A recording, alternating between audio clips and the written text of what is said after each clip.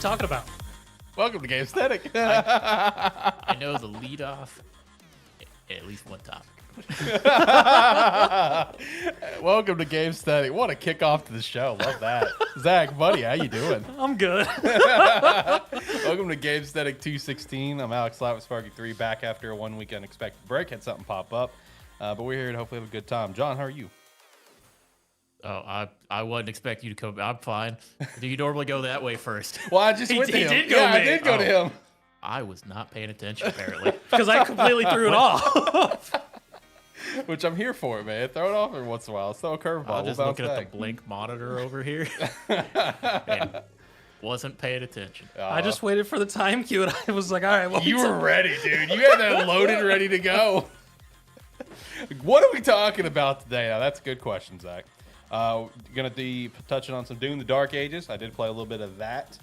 Some more Expedition, because John and I have finished it, so we'll give like final closing thoughts. Are you done with it, hands off? I'm on my second playthrough. Oh, you're jumping right into it. Yeah, I jumped straight. but he's into playing second. on a different console. Yeah, now. I'm playing on PlayStation now. I didn't want to do New Game Plus. I jumped straight into a fresh new playthrough on PS5. Did you do a harder difficulty? Yes.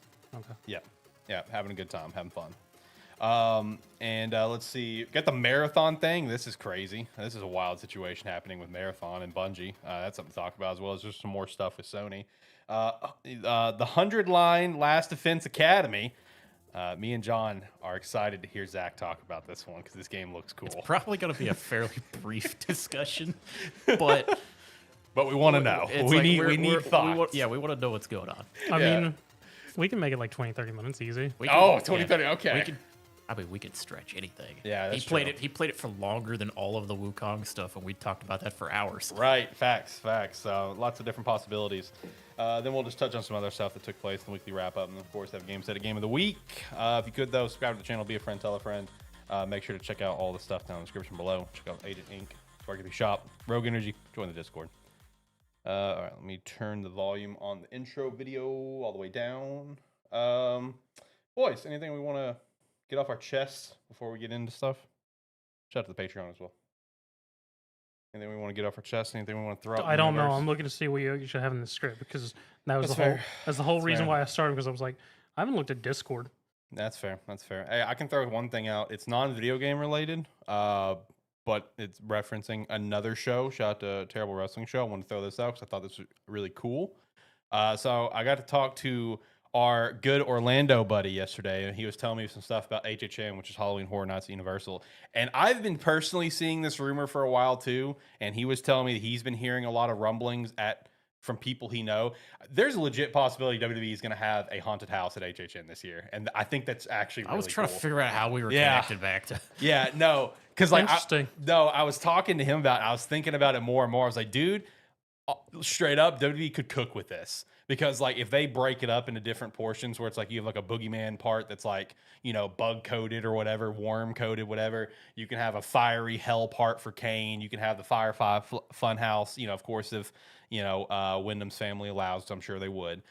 Then the Firefly fun house immediately transition into something dark and sinister with the Fiend, and then have like Dark Ministry Undertaker stuff. They could actually cook with this house. I'm going to be honest. So I wanted to shout that out because it seems pretty cool. I'm actually pretty excited for the possibility of the current code name for it that's been floating around for a little while is like the House of Horror, Horror's House of WWE or something like that is the code name that's been floating around. So. Okay. So, I mean, if this actually gets announced, does that mean we're going to be taking a couple weeks off in October? I'm already taking a couple weeks off in October. So, yeah, that's the plan. Okay. That is the honeymoon. So, that is the plan. So, it is going to be pretty sick, man. Hopefully, that is going to be a thing. But, yeah, that's one thing I want to shout out. You guys got anything? Shout out to Raven in the chat. Raven, how are you? Just weird cube race betting and Wuthering Waves. Oh, okay. It is as weird as it sounds. Okay. Everyone's been turned into cubes, and the player base can bet on who's going to win the races. Nice. There's a race every night at 8 p.m. Are you part of every race? I'm part of the betting. Okay, good. Yeah. Well, that's what I meant is the betting. Yeah. Yeah, you're just like, let me get my bets in, baby. Let's go. It's a weird anniversary event, but hey, I'm here for it. Yeah, I'm down for some betting. What about you, John? You got anything you want to shout out in the universe? Not right now. Okay. Before we jump into quick question, whose week is it for Gamestetic? Is it yours or mine? Who's it? I have no idea. For Gamestetic Game of the Week, I have no idea. Whose is it? I thought it was his. It is mine. Okay. I just want to make sure if I need to prepare something. I had no idea. There was a very stark, as soon as you asked that, I was like, can I convince him it's his week? He's got to think. I was like, can we put him on the spot? I mean, you might have convinced me. I just knew it wasn't mine. You might have been able to convince me because what did I even do last week? We weren't here last week. Or the week before? I don't know. See, I don't know either. I don't remember. See, yeah, you totally could have got me. It was Sonic. Yeah. Yeah. No, you could have got me 100%. You could have got me. Anyway, let's jump into stuff. So like I said, we will be talking about Doom, the marathon stuff, some other things, the PlayStation, the 100 line, Last Defense Academy. But let's kick things off with Expedition 33 because John and I have at least finished the game. I'm currently working on my second playthrough. I'm in Act 2 at the moment, having a great time with that. But John, what are your like final thoughts on the game? Well, I'm not doing a second playthrough immediately. I'm probably gonna do one later in the year. Fair. Just because I want to separate myself from it a little bit. That's fair. And not go back in and end up doing a lot of the same stuff. That's fair. Because when I go back into it, because there were 2 characters that I basically did not touch at all, except for a few points I was required to play with all 5 characters. Mm-hmm. So on my next playthrough, I'm gonna try to make them my focus. Cielo and Monoko? Yeah, it's like they're gonna try end up being the focus of my next playthrough. I just want to separate some time so I don't go in and end up doing a lot of the same stuff. That's fair. But no, I mean, when we initially talked about it, I was kind of saying like, game feels like a 9 or so, has potential to be a 10 for me. I mean, game by the time I finish the game, it's 10 out of 10. It's a masterpiece. 100%. Game is amazing. Yeah. I enjoyed pretty much every minute that I was in the game. 100%. And I purposely didn't try to go for the 100% to leave plenty of stuff for me to be able to experience for the first time on my next playthrough, besides just the 2 characters and their related, what I would refer to as like collectible achievements or trophies or stuff, which is basically just anything that was tied to a specific character. Gotcha. I purposely left some of that stuff. I didn't do all the collecting and everything. Left a few bosses along the way, so I have some new stuff to do. But yeah, the game was incredible. I mean, it was the most anticipated game of the year for me, and which in the past few years hasn't boded well for the game that I picked. But you know what? This year feels good. It feels really good. Yeah. It's gonna be very hard to top it for me this year. I agree. I cannot see a game beating this out to be my favorite game of the year because like the more that I've said on it and the more that I've gone and like, watched videos, everything that I experience and now replaying it and stuff. I was talking to Josh about it and I want to do it. I want to do another playthrough of this other game here in the near future so I can really have fresh opinions. I think this game for me beat out Red Dead 2 is my second favorite game ever. Like I love the way this game ended. Everything with Act 3, loved it. Loved every second of it. It was amazing. It was epic. It was emotional. It tied, there were so many different themes. Like the themes of each act, the themes of each point of the game is incredible, especially with how everything kind of comes back full circle. Where, when we talked about the prologue, like the way I described it was like marching towards your death. So like the theme being acceptance, right? Yeah. That's the theme of the prologue. For everything to kind of come back full circle where the Act 3 theme is like about acceptance, in my opinion. And I don't think that's a spoiler to say because there's no context for why I'm saying there's acceptance. I think the writing, everything around it is just masterful. I really do. I absolutely love this game. Absolute masterpiece. One of my favorite games ever. Yeah. The last time we had a show, I was talking about it, and I was like, because I was about halfway through the game, probably at that point. Yeah. And the other game, it's like the other game that I was playing was First Berserker Kazan, which for me is also pretty much a 10 out of 10 of the game. Yeah. And I was like, it depends on how the games go. I don't think there's any way that Kazan can overtake that for me. Mhm. It's not. Expedition ended up being in its own league. Yeah. for me this year. We'll see how the year goes, but yeah, no, it's gonna be very hard to top this game Yeah, for me. Expedition is insanely well polished and put together game, and just overall acceptance of gameplay, art design, music design, Yeah. um, actual different ways they've written everything together, character connections, um, getting to points where the players themselves are invested at just about every single point in the game. Right. Um, just overall map design is good, and I mean, it's a decent sized map, but with each of the traversal things, it's very easy to get around and whatnot. Mm-hmm. And because what I'm doing the opposite of you, John, is where I'm literally just doing circle clears of everything. And so I'm clearing out everything. And I mean, it's not that too much of a pain, because if I have to come back to something, it's a real quick jump See, over. That's the thing. I caught myself doing that, Yeah. and then it was because I think I hands off on the game at about 40 hours. Yeah. With where I probably still had, I don't know, like maybe 4 or 5 hours of stuff to do. Hmm. If I did go for the 100%. But I think it was around like 30 hours or so. I kind of just backed off of doing that Yeah. because I had that moment where I was like, I'm gonna play this game again because I haven't experienced these characters, or I haven't experienced like CL and Monoko in the actual playing of the game. Yeah. Mm-hmm. So I was like, I'm gonna come back through it, and if I'm gonna come back through it, I want to leave myself some stuff. Yeah.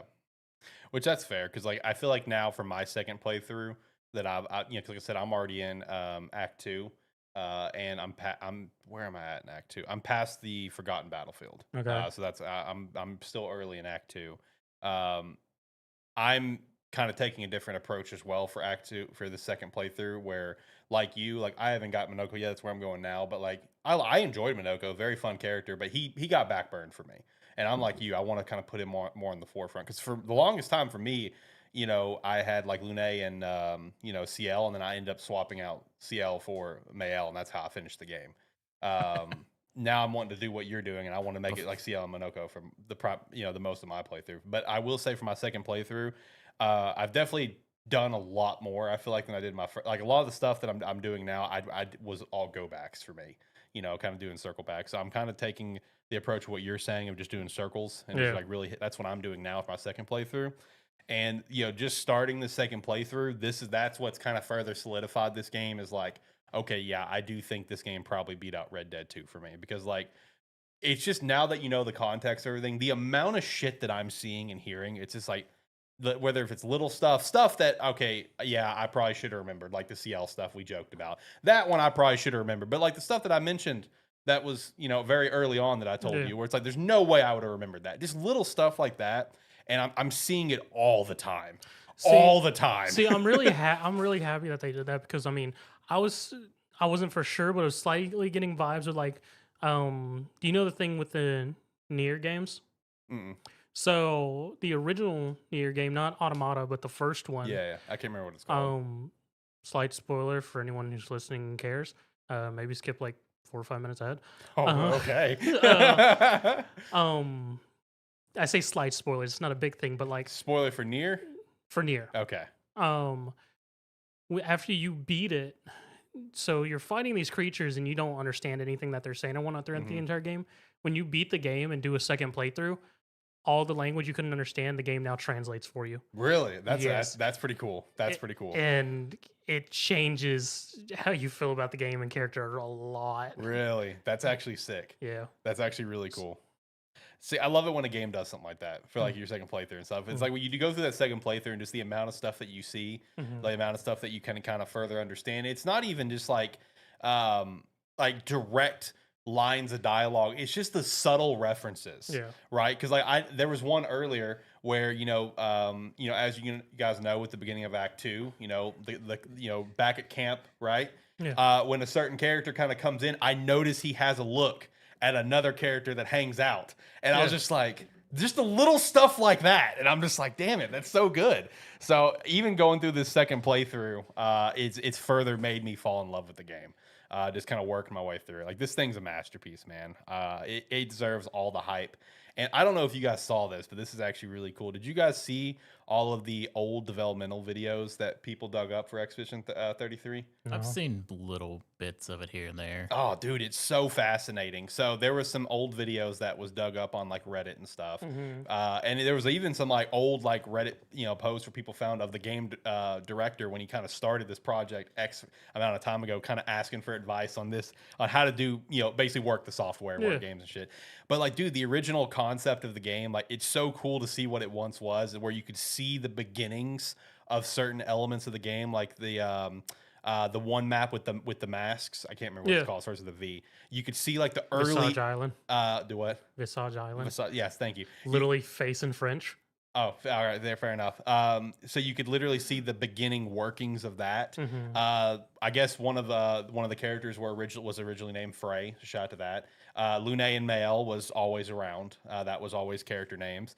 But it's also just the vibe was totally different. So like people, since this game has come out, people have made jokes like, "Oh yeah, this is French Xenoblade." Basically, that's basically what this is. It's French Okay. Xenoblade.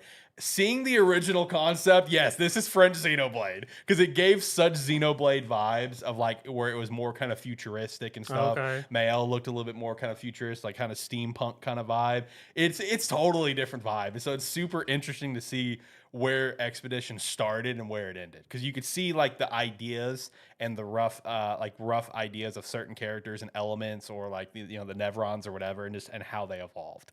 So if you guys should go look at some of these videos because it's actually really cool. Because I know there was like a trailer for the game with that as well, where it's just kind of a showcase of what they're working on, and like even for like this is before they had obviously voice actors, like they had like a computerized voice for Mael just to have a voice in the trailer, Yeah. but they didn't have anything.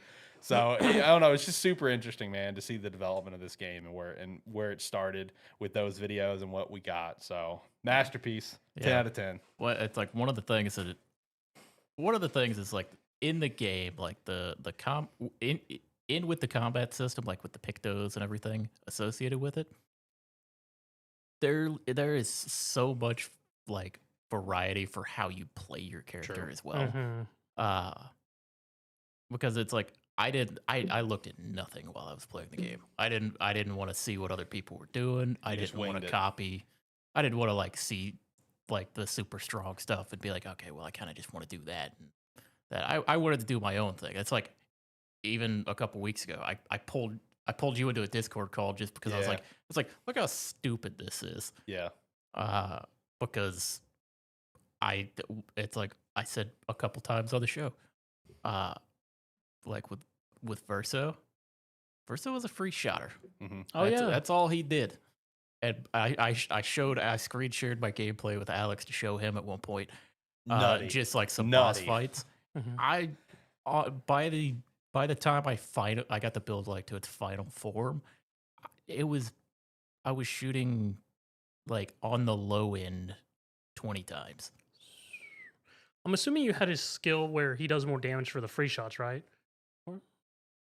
Okay. I never used skills on Versa. So it's quite literally just free shot don't- auto attack. I don't know what his skills do.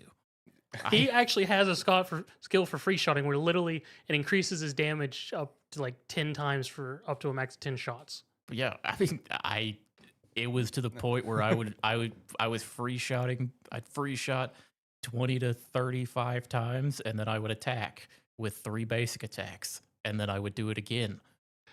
Because I basically had him going 3 times in a row, and he would just do that.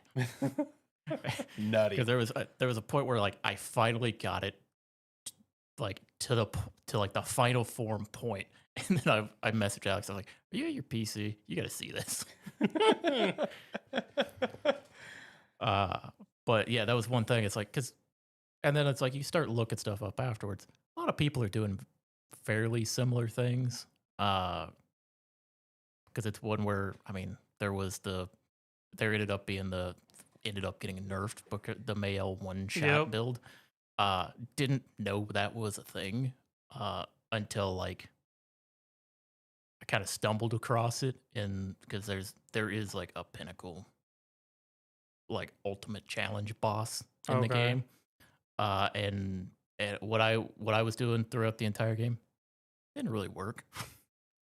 So I spent some time and I was just like, okay, I'd do an attempt and then I'd come back. I'm like, okay, looking through skills and picked us. I'm like, okay, this didn't work. Let's try something else. And I just went through like almost every skill on my characters Oh, and okay. started trying stuff. And then there was a point where like I hit it and I went, oh, that because I had seen like the headlines. And Yeah. I hit the skill. I went, oh, that's probably what they're talking about.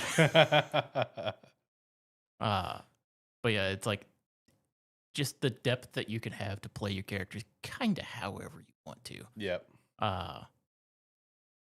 It's like that. I appreciated that a lot. Right. Although I will say, because have you guys seen any of the like podcasts and stuff that like the CEO of Sandfall, like the guy who came up with the game, has been doing? I think I may have seen some No, stuff I haven't come seen out. any of that.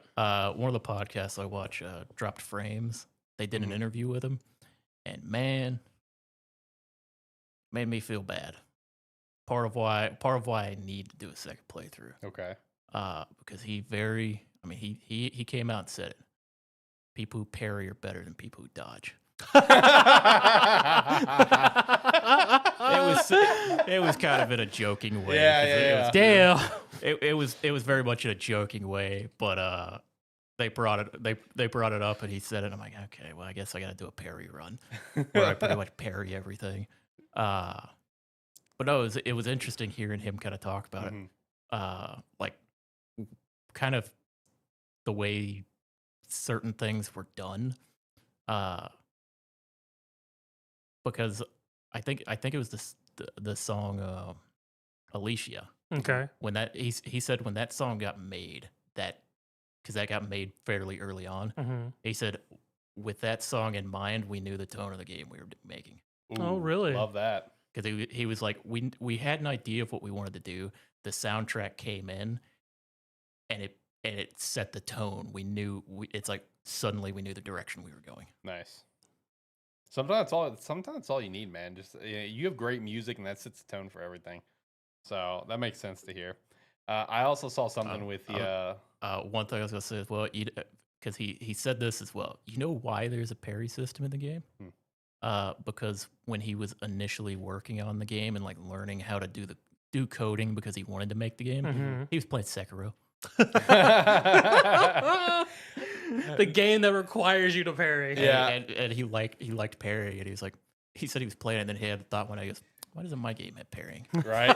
No, That's fantastic. I'm glad you said that because what I was going to say actually could also tie into that. So someone found recently that the CEO of Sandfall apparently has like a playlist of like uploaded videos on YouTube of him going through Devil May Cry with perfect no damage runs with just dodging. Well, that was the other thing. It's like he said once they decided they were having a parry and dodge mechanic, he said now that we have that, a requirement is we have to show that you can beat the game without taking damage. Yeah. So I guess internally they had someone who went through and beat the game without taking any damage. Ooh, that's awesome. That's a heck of a run. Yeah, especially with a couple bosses. Like, I don't know if he said that like explicitly, but he basically said, yeah, once we decided that you could do this, we had to show that it was possible. Nice. Imagine being a streamer or content creator and trying to do a no-hit Nuzlocke run. Yeah, I don't know why I had a Nuzlocke. I don't know what a Nuzlocke has to do with but anything. A no-hit run and where if you get hit, you have to restart the game. Yep. God, that would suck. Imagine getting to Someone's gonna do it. I mean, someone will. Yeah. Especially because it's there's some of the bosses that are kind of rough.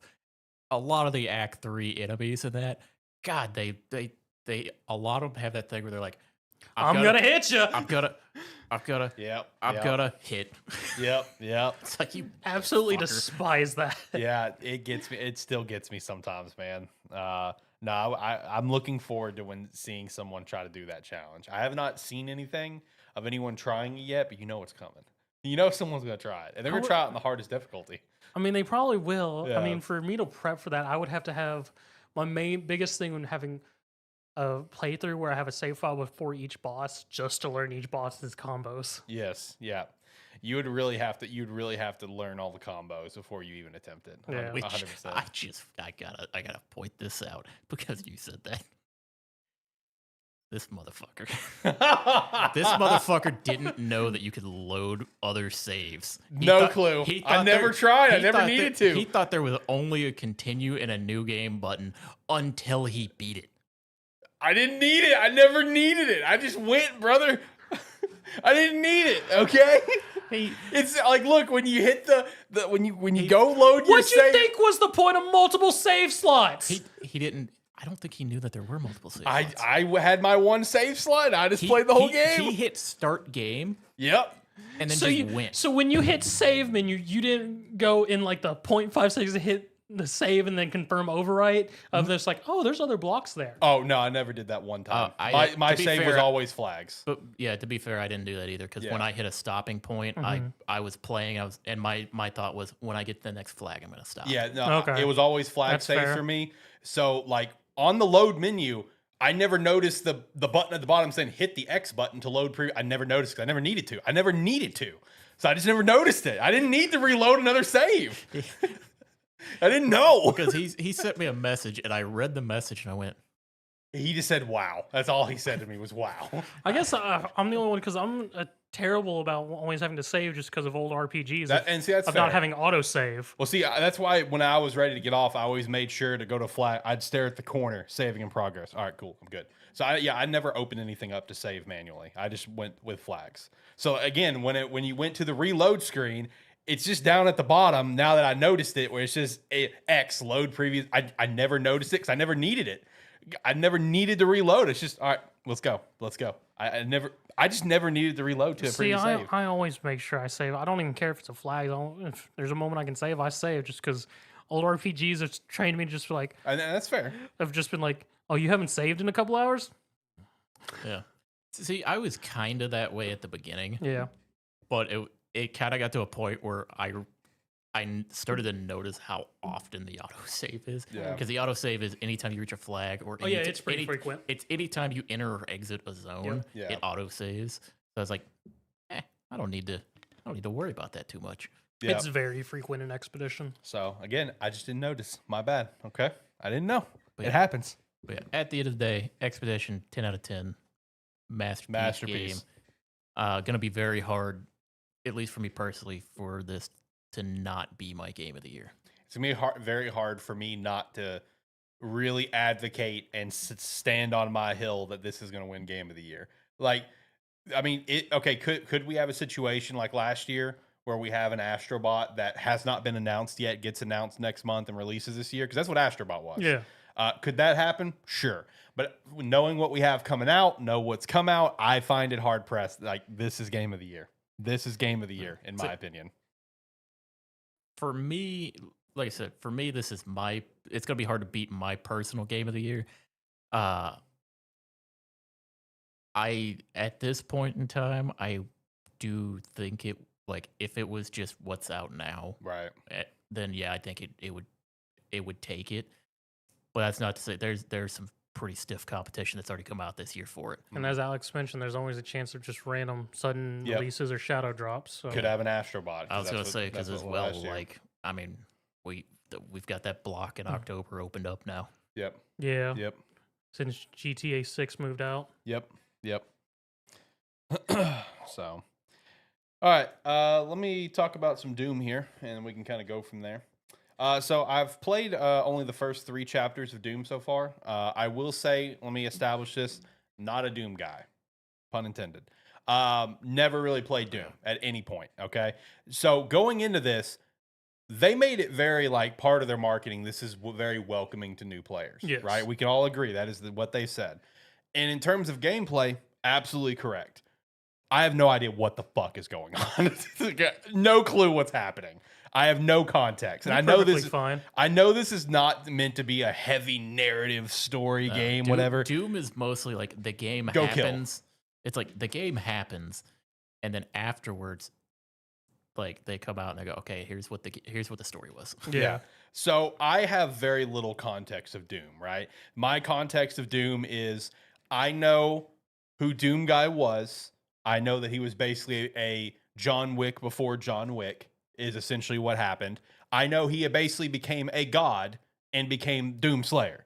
That's my context that I have for Doom. Is how Doom Guy became the Doom Slayer, and a little context with how we got to where we are right now, where at the beginning of this game, and I'm assuming it's going to obviously change later, where it's like Doom Slayer is like just a winter soldier for this group called the Makers, which were introduced in Doom Eternal. I found out because I have no I don't context. know. I was under the impression that Doom Slayer is more like a title.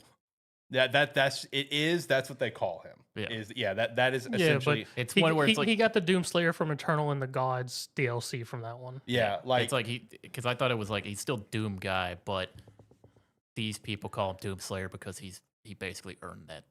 Yeah, Right. by More or going less. and killing gods. yeah, basically. Like he's basically now that with being the Doom He's Slayer, sci-fi Kratos. basically, like he's a god now. That's essentially he's basically a god to my understanding with this title of Doom Slayer that he earned. So yeah, you're on the right path, but he's basically like Kratos. Is the vibe is what I understand.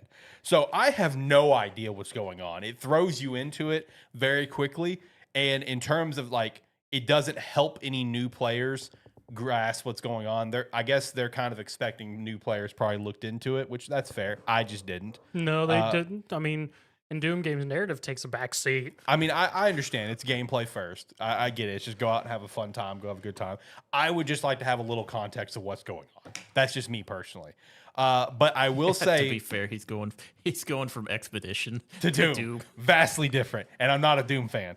But I will say, in terms of gameplay, very fun. It is very snappy. It is very quick. Wasn't the tagline for this one "Stand and Fight"? Yeah. Oh my god, dude! I'm in them trenches, Bubba. Like it'll pop up on my screen. It's just like, oh, you're getting low health. It's like, all right, it's fine. I'm in the trenches. If I die, I die. Haven't died yet. Shout out to that.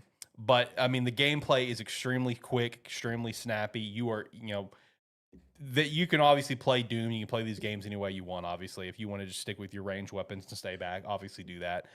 Or you can just get up in their face and just have a great time. I'm a shotgun guy. Give me the shotgun. Let's have fun. I've gotten a few different weapons now. The saw shield is really cool.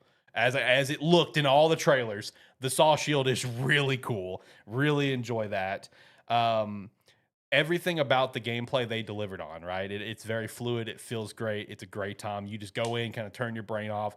It's essentially sci-fi Oblivion. That's basically what's happening here. You got giant Oblivion gates with demons coming out. You need to go shut down the gates. Go take out these demons because, fuck the demons that killed your rabbit. Yeah, you're having a great time with that. Have not got to do the dragon part Wait, yet. they killed Isabella?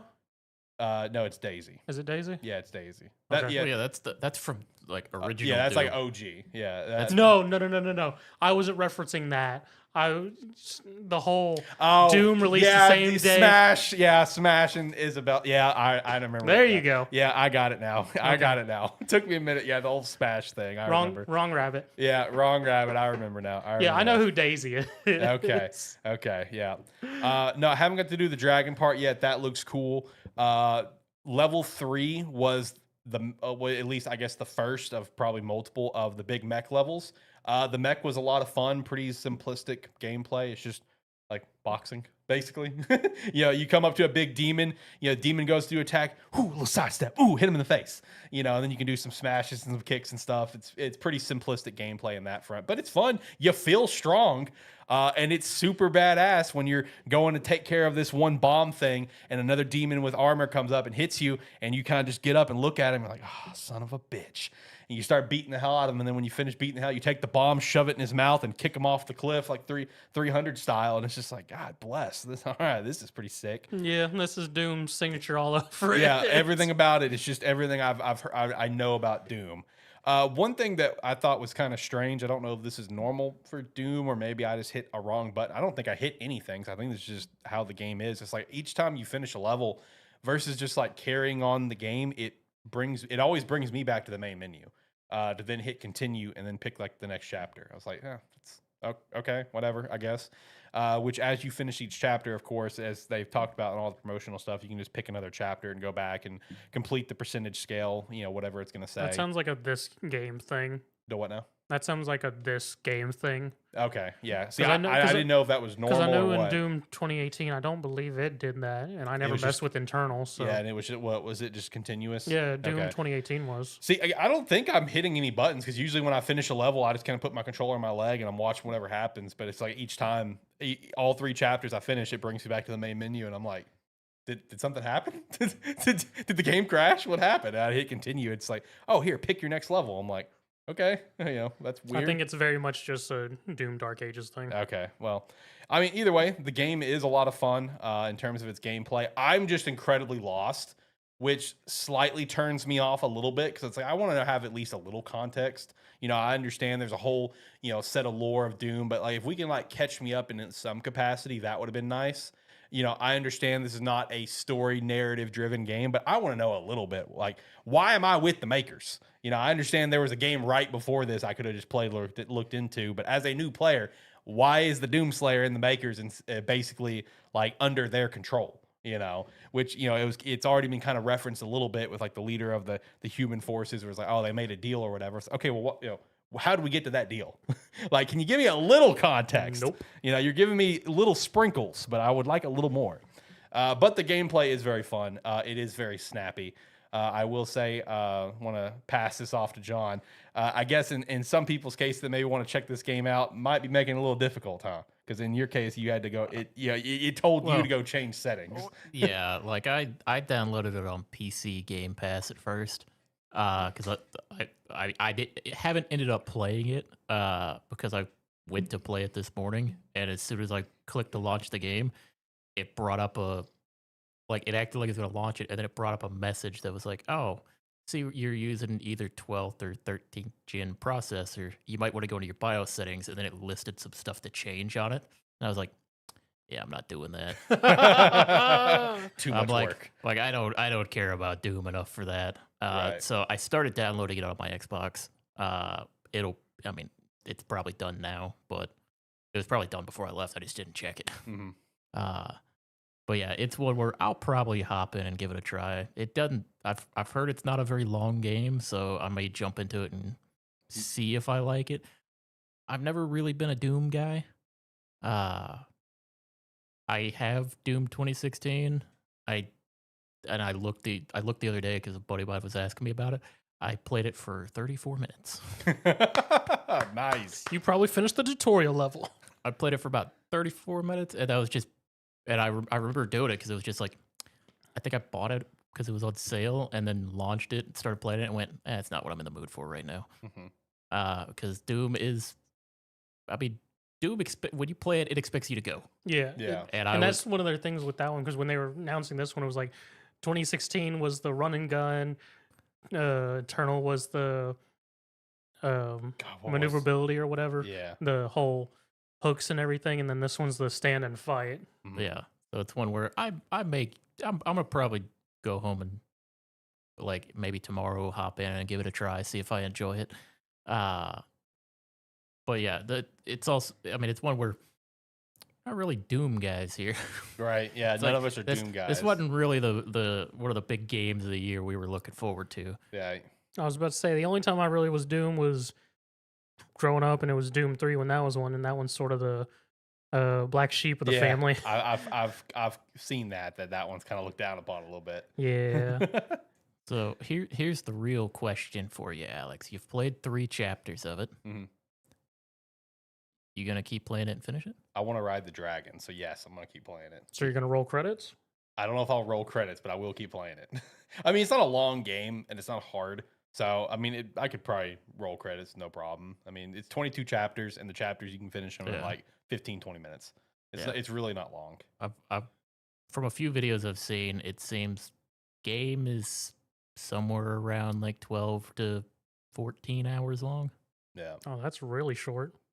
Well, 12 to 14 hours for just like doing a playthrough. I guess if you want to go back and do everything that you can do on the map, or like, I don't know if there's collectibles or something like that in the game. That or go do one of the crazy hard difficulties. The game's got like 6 different difficulties that are basically adjust like the type of challenge that you've got. Yeah. Yeah, where it's like if your like life like little life stones you got. Like if you run out of those, the game automatically ends or something like that. Well, yeah, I think there's because I think the way that it works in this game, because I heard about it in a video, is like there's essentially the point at which the difficulty stops getting higher, and then it's more like permadeath. Yeah, it Is the is. difficulty increase from that point forward? But I've also heard that the game has like pretty good, like it's pretty customizable to how you play it. Yeah, it is. So like you can select your difficulty, and then you can select like game modifiers. So you can turn up like projectile speed, overall game speed, and stuff like that. So like I know in terms of like all the difficulties, it's like the lowest difficulty you'll see where you have like an unlimited parry window, for example, and then it's like the next difficulty it kind of changes. The next difficulty it goes to about, let's say, about 60%, and every difficulty after that, the parry window, for example, stays at that 60%. But that's when it just adds like the permadeath, or like you lose the life stones whenever the game restarts, just shit like that. But then like you could go in and pick any difficulty and adjust parry window or whatever. So I mean it is very customizable. So that's always a good thing. Yeah, I'm not gonna promise you that I'm gonna play and beat the game. I'll promise you I tried the game. Look, I want to at least ride the dragon, and once I can ride the dragon, we'll see where I go from there. But I'm so addicted to Expedition right now, and that's my problem with my second playthrough. So yeah, I'm still gonna play it. But how much we'll see. Yeah, it's a similar thing, except I'm addicted to Remnant 2 right now. Yeah, there you go. But no, Doom's fun. It's on Game Pass. Go play it. Even if you haven't played Doom before, just go shoot some stuff. At the very least, if you never played Doom and you don't know anything going on, this game is at least a great turn your brain off game. You just go in there, kill some demons, have a great time. So shout out to that. Let's shout out a sponsor too. Let's shout out Rogue Energy. Use the referral link down below. Promo code Sparky3 to get 10% off your order. Doesn't matter if it doesn't matter if you're picking up the hydration line, the chill line, or the energy cans or powder. The promo code and the referral link works for all of them, and we'd appreciate the extra support. If they have another sale going on, no big deal. Using the referral link still helps the brand. You don't have to use our code. It's okay. We understand. And Rogue did just change the design of their fruit punch and the hydration line. Gave it a nice new sleek look. Ooh, we like that. We like new sleek looks. I don't think they've had a new energy flavor for a little while, have they? Yeah. Last one was that one that I thought was atrocious. Which one was that? I'd have to look it up. Wasn't it like a lemonade of some sort? Was it lemonade? Maybe I missed that one. And I'm Wasn't thinking like, of wasn't like a mango? the strawberry banana one. Oh yeah, strawberry banana in the form of an energy drink. I've never been able to get behind. Never been able to get behind that. But yeah, shout out to Rogue Energy though. Shout out to some Rogue. Dragon fruit lemonade was the last one. See, that sounds great. That sounds up my alley. Did you not like that one, or was it strawberry banana you didn't like? I was thinking of the strawberry banana. Okay, yeah, dragon fruit lemonade sounds dope. I need to get it because the dragon fruit it's on our image. Let me look. Yeah, the dragon fruit mango hydration. That one's fire. That one's straight gas. I love that. Is so incredible of the hydration line. Definitely recommend that. So hopefully they get some more chill flavors soon too. Would like to see that happen. All right, let's talk about the marathon situation because this is wild, absolutely bananas.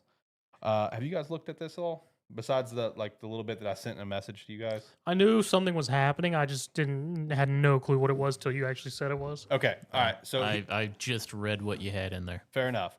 So here's what's happening. Bungie and what they're claiming a former employee, which people are raising red flags on, stole an incredibly god amount of art, basically for the entire game. Okay. Like the entire, we can all agree that when it came to Marathon, right? The gameplay looked fine. So there were some lackluster, kind of question marks. But for the most part, the general reception around the game is, well, you at least have like a cool aesthetic, right? That was the general, industry-wide, reception. It's like, well, the aesthetic is cool. Everything about it was stolen, basically. So basically a lot of general assets came from an artist. Her account is known as Anti-Real, and she has been doing art for over a decade, where all of her art is basically digital posters in this sort of art style, this cyberpunk sort of art style, whatever, big graphic design stuff. And she put up side by sides of all of her digital posters where like it'll literally say anti-real daily series, for example, plus actual assets in the game where poor ass job where they took the exact poster, recolored it, tried to cover up the anti-real daily series, and it's still bleeding through in the game images. Like it's crazy. That's rough. Then there's like a lot of like her posters and stuff where it'll say like some word. It's like a like ALEPH something Okay. with a bunch of symbols beside it, and that whole string, that small portion of a poster, was taken and slapped on mechs, for example, like just design pieces. You know, Yeah. it's a lot of like small design pieces, crates, mechs, ships, walls, just shit like that. But literally almost all of it stolen from this artist, Anti-Rail. So she actually had an interview with Gene Park with the Washington Post, and she said when the game was announced in 2023, she had some suspicions, but the alpha release is what confirmed all of it, because the alpha release, everything that was found in it was all basically further confirming that this is basically all her art, multiple pieces. It's not one or two things, guys. Yeah. I'm talking a lot. One thing that she even pointed out is that in a lot of her art, I didn't know what this was. I had to look at the comments and have someone explain what it was. Where in a lot of her art, she'll hide in what's called the lost meme. Do you guys know the lost meme? I think I do. It sounds familiar. So I had to look at comments. The lost meme is like dude running into it was like the actual 4 comic strip is dude running into a hospital, talking to someone at the reception desk, doctor talking, someone dead. Oh yeah. Okay, I've seen Yeah, that. it's just that little meme, but how they hid the lost meme is with lines of each part. So it's like part 1, it's like line this tall to represent dude running in person at the desk, and then people standing beside each other, and then person dead. So it's like it makes like a little line graphic where she said that she hides this in her art. Like someone found lost meme in Marathon on a whiteboard, like with a bunch of other like, chemistry based stuff. But the lost meme, that line drawing that she always hides in her art, is also in the game on a whiteboard. Like, dude, it's egregious how much is stolen from this. So Bungie already had a pre-planned stream for yesterday, Friday the 16th, with the current art director, who is Joseph Cross. And this stream, they did not do any gameplay stuff. They went head first and just addressed this entire situation. This man was the most defeated looking motherfucker I've ever seen in my life. See, I saw the announcement because that's when I first caught wind of it. I saw the headline showing Joseph Cross admitting to the allegations. Like, oh, cool. Yeah. Bungie done something dumb. Yeah. So he claims it was a former employee. However, the artist also provided a screenshot where Joseph Cross is following her. So it kind of, it's sketchy. Yeah, something's not adding up here, buddy. So some updates I saw today is that apparently Bungie has now canceled any other streams coming up, pre-orders and stuff like that. So my whole question for the topic for you guys, is this game dead on arrival? Because it was already in a lukewarm state. Game was already gonna be dead on arrival. Yeah, See, I agree, but I feel like this is the nail in the coffin for the game. Legitimately, I do. it's gonna be pretty hard for them to come back and get anything from this. I mean, the biggest thing was people were hoping for was after the alpha that they went back to the development and whatnot and did a bunch of changes, and people try out the open beta, and maybe that could have given enough to at least give it a little bit of lifespan. Right. But this controversy with the whole art stuff and whatnot now, and then all pre-orders and whatnot, Marathon's fairly dead. Well, they're gonna. What I can see happening is this. It's like they've pulled everything already. Yes. They're gonna back off. No, we're not gonna hear anything about Marathon for a while. Oh no. We're not gonna hear anything about Marathon for a while because they're probably Swipe, you can see another one. I'm gonna pass this. They're, so you can they're- see what I'm talking about. they're probably gonna have to being forced to go back and get rid of all of it. Yeah. Oh, they're most definitely. They're gonna have Which to go that's- back and get rid of all of it. And I mean, honestly, they're gonna have to give the artist a bag. Yeah. They gonna have to shell out some money Oh, yeah, to no, get this to go away. Yeah. Because they're gonna have to shell some money out to the artist just to get them Make it to right. stop talking. Not even to make it right. They're gonna do it to get them to stop talking. Yeah. Yeah. And it's like they're gonna have to go back and get rid of all of it. Right. So Oh yeah, no, the whole art direction is gonna have to. Well, not necessarily whole art direction, but a lot of They're- assets are gonna change. You can also swipe and see another yeah, photo. they're gonna have to. We're probably not gonna hear anything about Marathon for A while. like a year. Almost probably. definitely. So, like, straight up, this game's supposed to come out in September. It's got to get delayed. Oh, most definitely. Dude, because, like, again, like you were just saying, this game was already in a lukewarm reception, Yes. right? The alpha was very lukewarm. The initial reveal was like, no one was hyped. It was like, looks interesting. So it's not like this is something that you were incredibly hyped for and everyone's like, oh, let's go. It was like, looks fine. And now you have this on top of it to an egregious level where, like, I'm seeing, like, people that I follow in the industry and stuff say in all of their time with the gaming industry, this might be like the biggest case of plagiarism in gaming history. Yeah. Mostly because of the size of the studios involved, right? Someone like Bungie, this coming out the way that it has could legit be like the biggest plagiarism case in gaming history. Like there's that much stuff stolen. I'm wondering if it, because like, I'm wondering if this was like the worst example of a miscommunication ever, where it could have just been an email where, like, yeah, maybe the guy follows the artist. Maybe he sends a link and he's like, hey, we want something like this. Right. And then and maybe it's just somebody's like, well, I know he likes this, so maybe he won't notice. Mm-hmm. Or maybe it's like, maybe he did just say, hey, we want this. See if you can see what you can do. Meaning, like, contact the artist, see if we can get the rights to use these. Right. Yeah. And he's just like, oh, I'll just use this. Yeah. I'm wondering if it's something like that, and then it's like it's just something that went on for so long Yeah.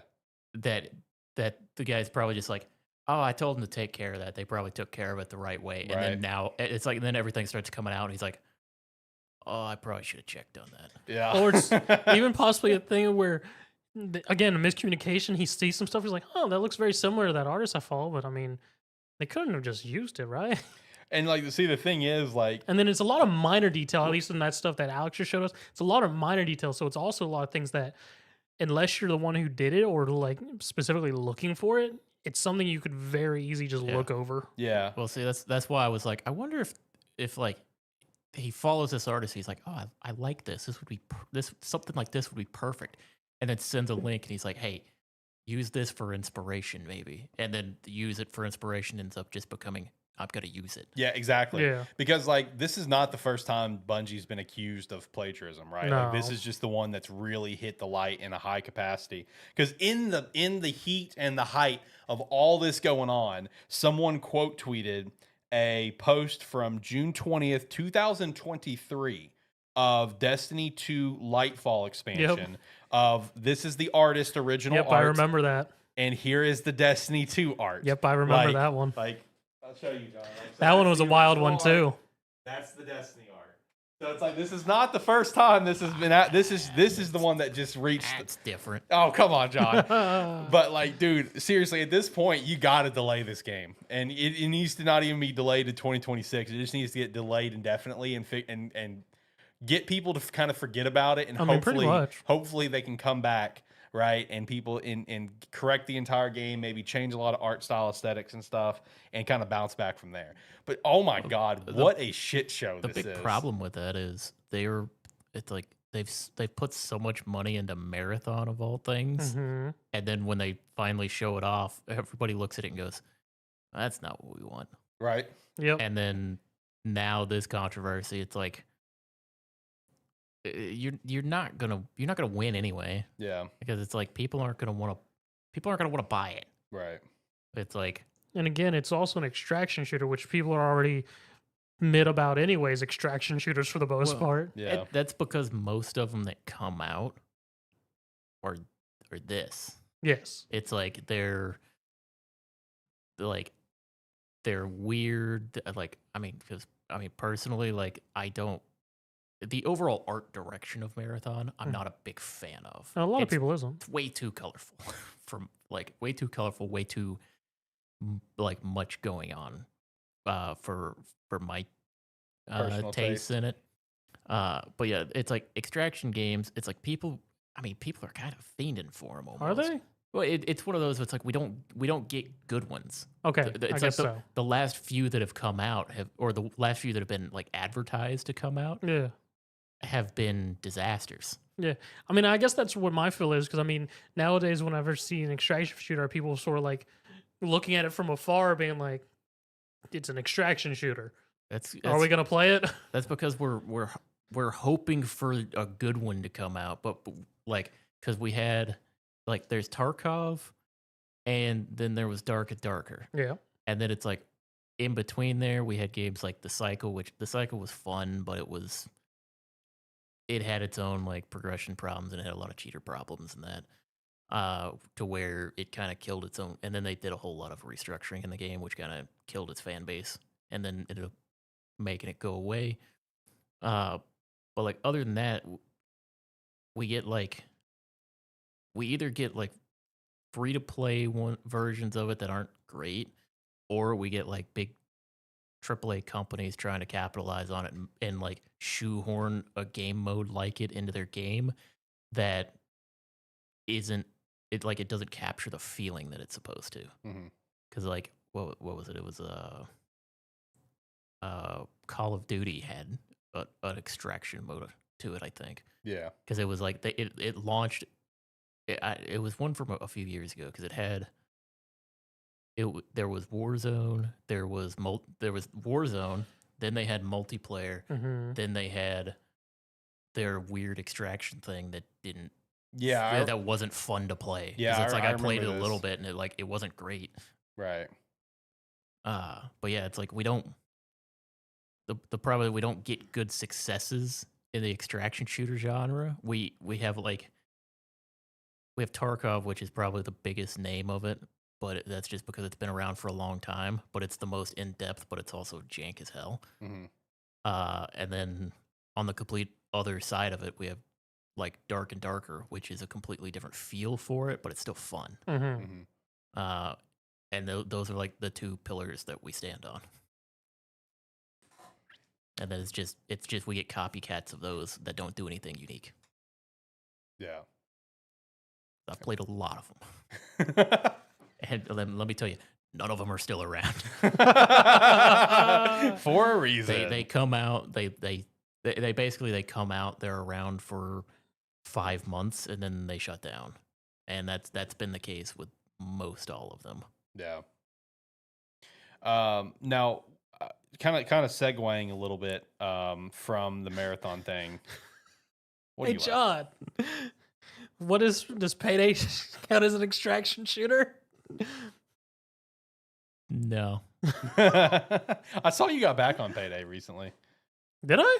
It said so.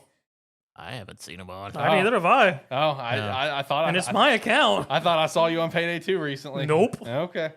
No. The key distinction with Payday, Zach, you go in, you don't lose anything if you. I know. Yeah.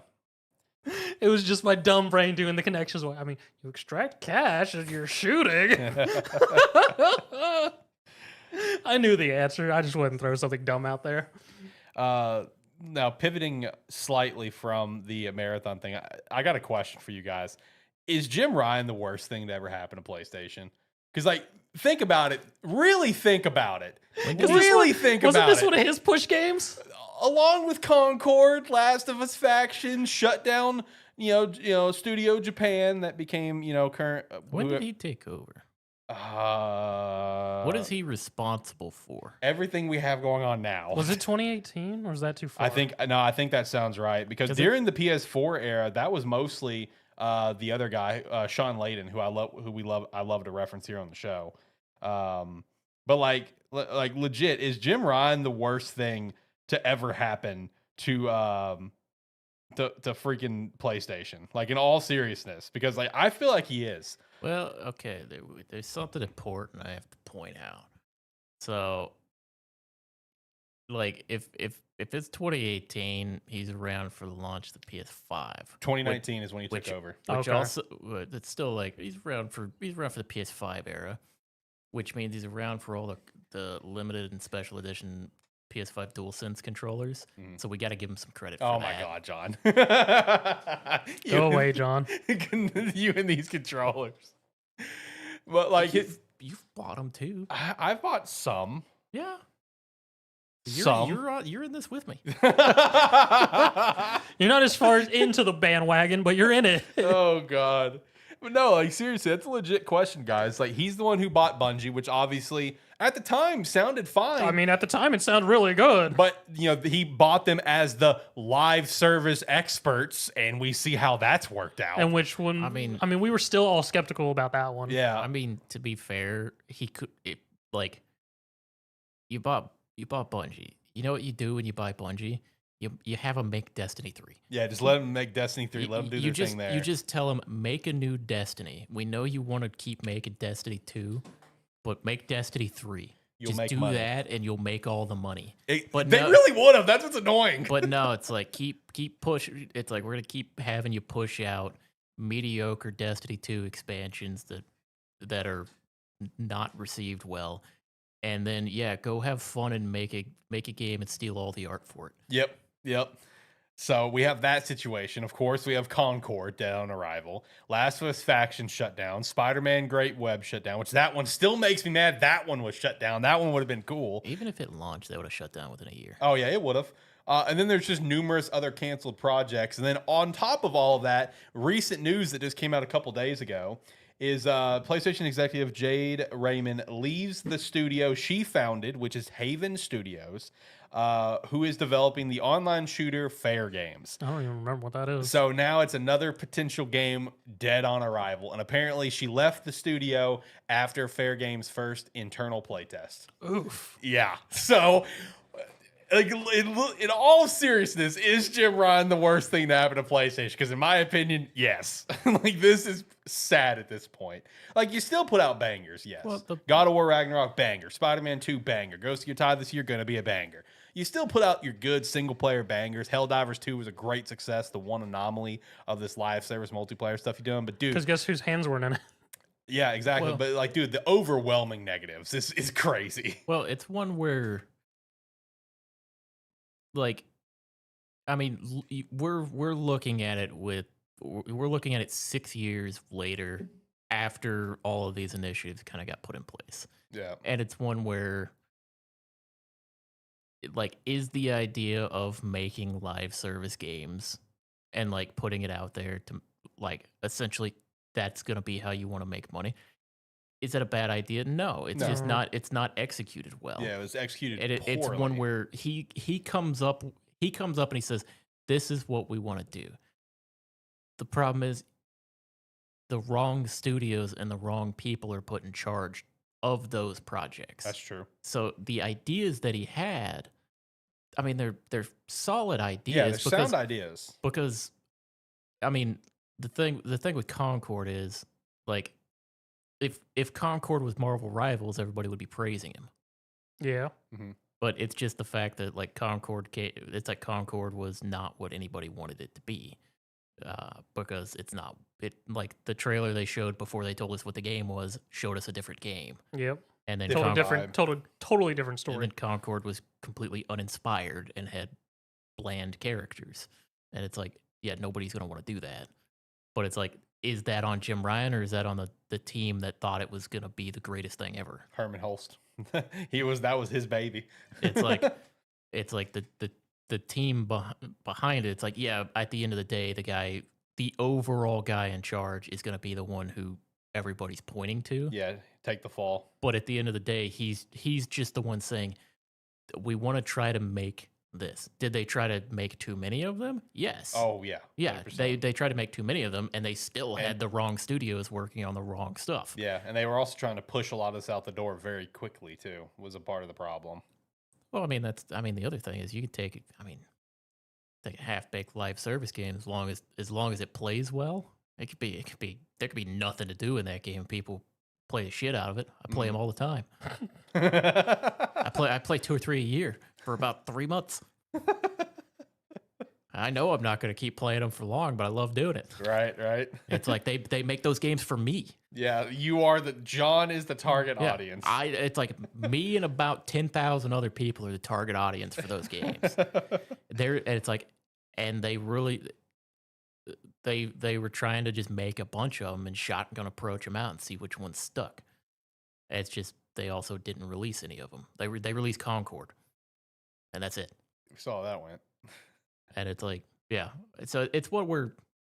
I don't think the ideas that he had is wrong. I think it's one where when he came up with the ideas, I don't know if it's him saying which studios are going to be in charge of it, because if he's the one who decided which studios were working on the games and who was in charge of those, then 100% it's his fault. True. If he had the ideas and then it was like a board of directors or other people beneath him that handed it out, then those people need to get gone. Oh, facts. Because that is the ultimate question that you're playing devil's advocate for him, and that is a great thing to think about. Is it Jim that said, "Hey, Naughty Dog, we want you to do this" or whatever? Or was it Herman? Because Herman is the head of PlayStation Studios. Was it Herman or was it Jim? Who did it? Yeah. Who did it? If Jim is saying, "Hey, it's like just get a bunch of studios to start making them.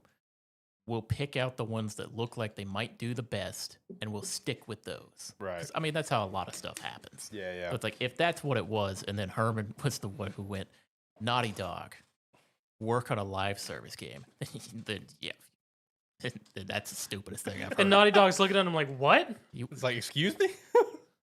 It's like, can you please repeat that? I think our Zoom link kind of messed up a little bit. Had some service issues. That's one where it's like, I mean, yeah, 100%. Someone needs to be gone. Yeah, from all of this. Somebody It's in the just, production line. It's just I just look at it. I'm like, let's make sure we get the right one out. Yeah, you're right. Get the right one out. Jim Ryan's retired, right? So now we're gonna be able to see who was really at fault. Because keep in mind, Herman Holst is now just like the head of all PlayStation's game development. So we really about to see now. If PlayStation keeps doing stupid shit for 6 more years, Then it was Herman. Yeah. then we know. And also, let's not forget, I guess further add to this, when Jim Ryan retired, his position was split.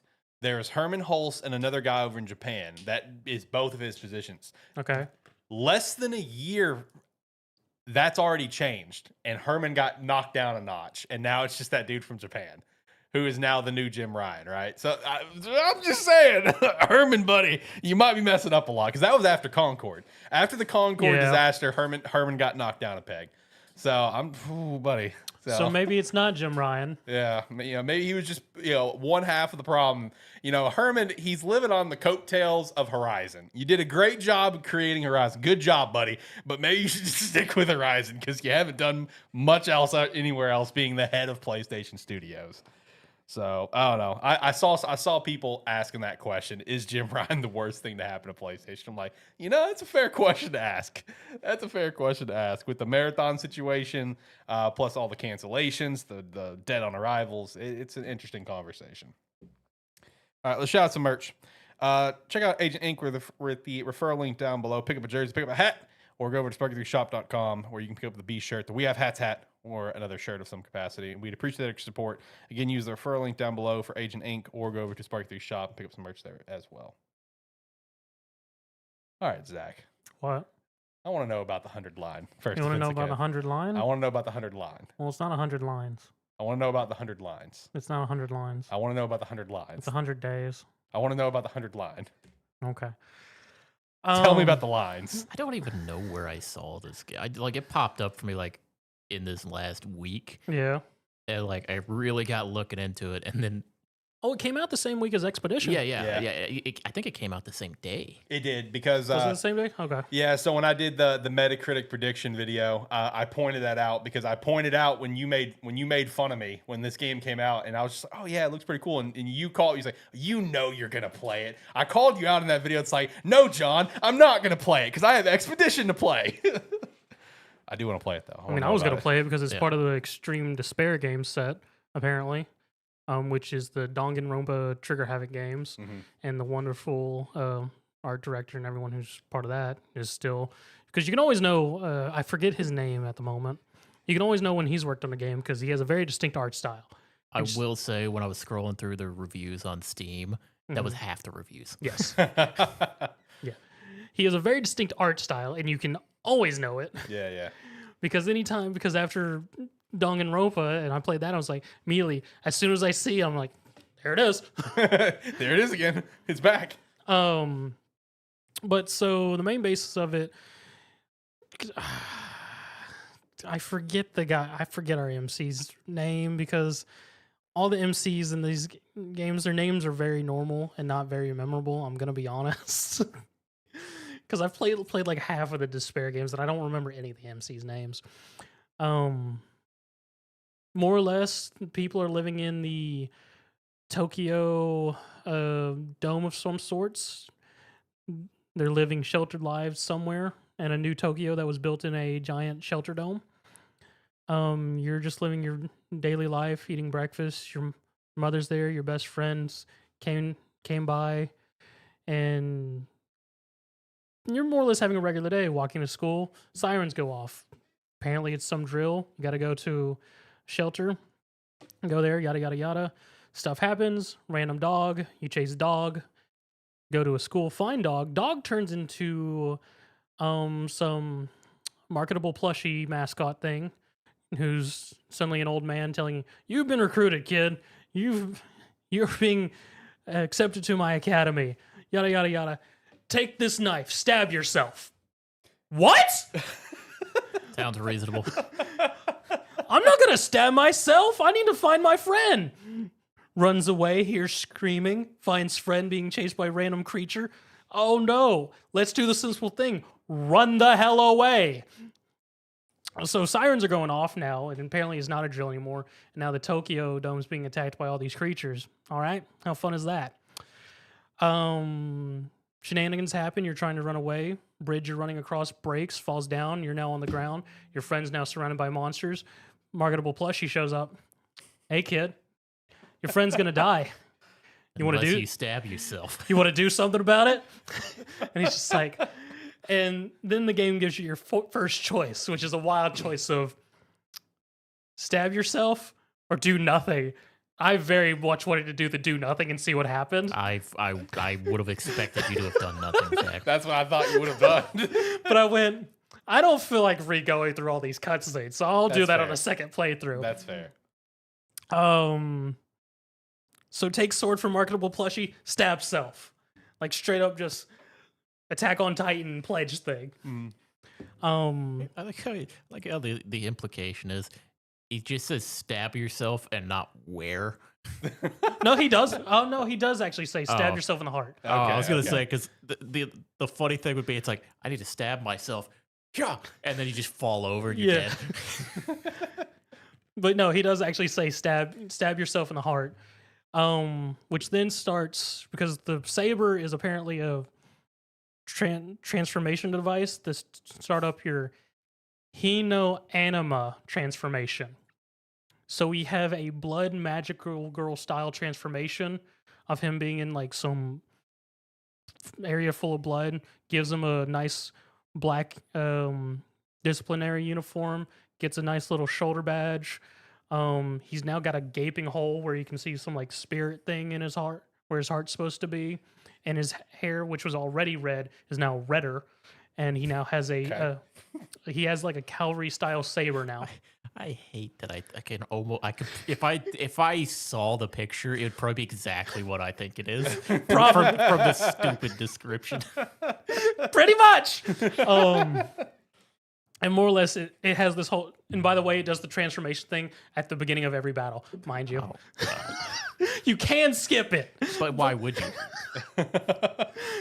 So you're in this whole blood. He spits out a bunch of bubbles, and now he's his anima self, which doesn't really explain it. But the marketable plushie's just like, all right, you got powers now, kid. Let's do this. Have fun. Go kill those things. You do your whole thing. You kill the creatures. It does your tutorial thing. He's helping his friend. He's like, congrats, kid. You passed the entry exam with flying colors. You're now fully in this academy. Let's go. It's like, no, I got to get somewhere. I got to take her somewhere safe. Gets yoinked out of existence in some bright ass light.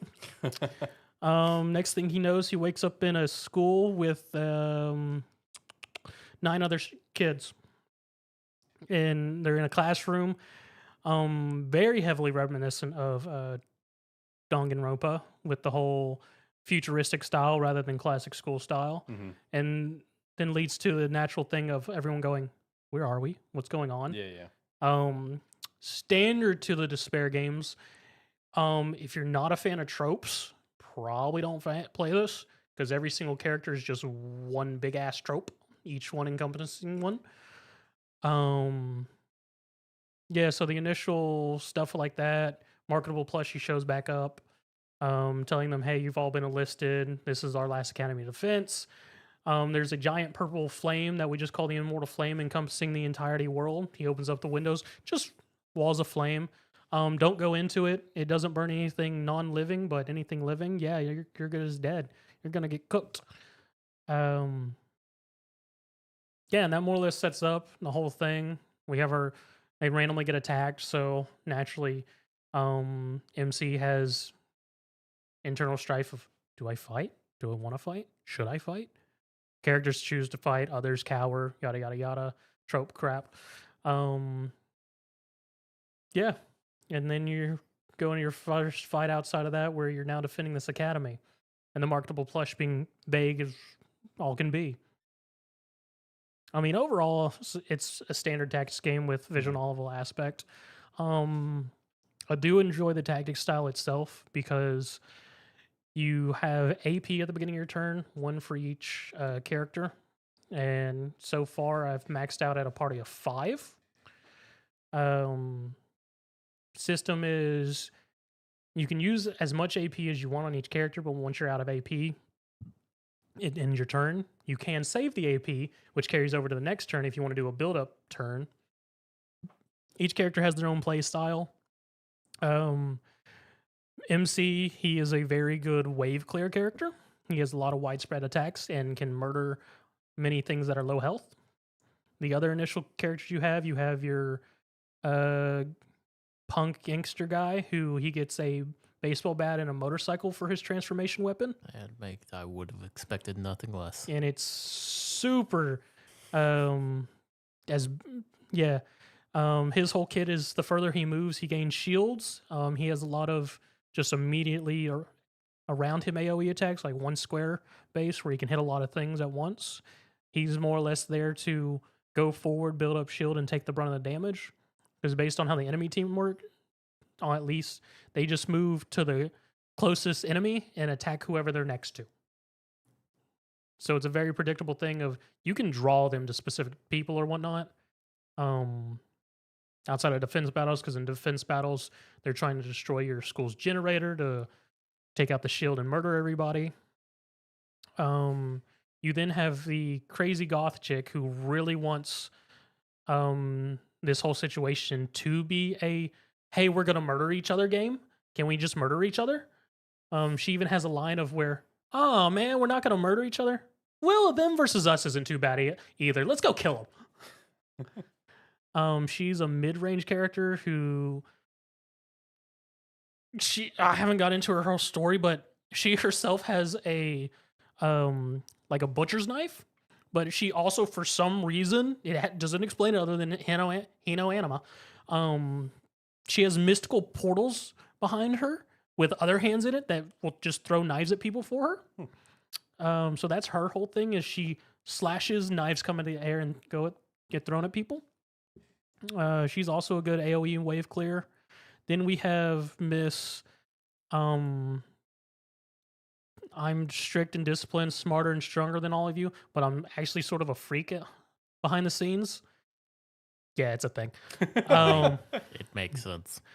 Where she has a giant battle axe, and she's the only character with a max skill plus a second skill, because everyone starts with one attack skill, then the base, what everyone has is a defense, which lets you defend, gives you 3 armor, and prevents you from getting some physical ailments, and then just a move action. And her whole thing is whenever she murders something, her next attack does more damage, and she can stack it up to 3 times. Crazy Goth Girl's whole thing is she ignores the fatigue system, because whenever people move and attack or do any kind of action, they become fatigued, and they can now only move one space either in any direction if they're going to do another attack. Where she ignores that, in which when she goes into a fatigue, her attack has a different effect, and then also brings her out of fatigue. So she rotates between what her skills do between fatigued and non-fatigued.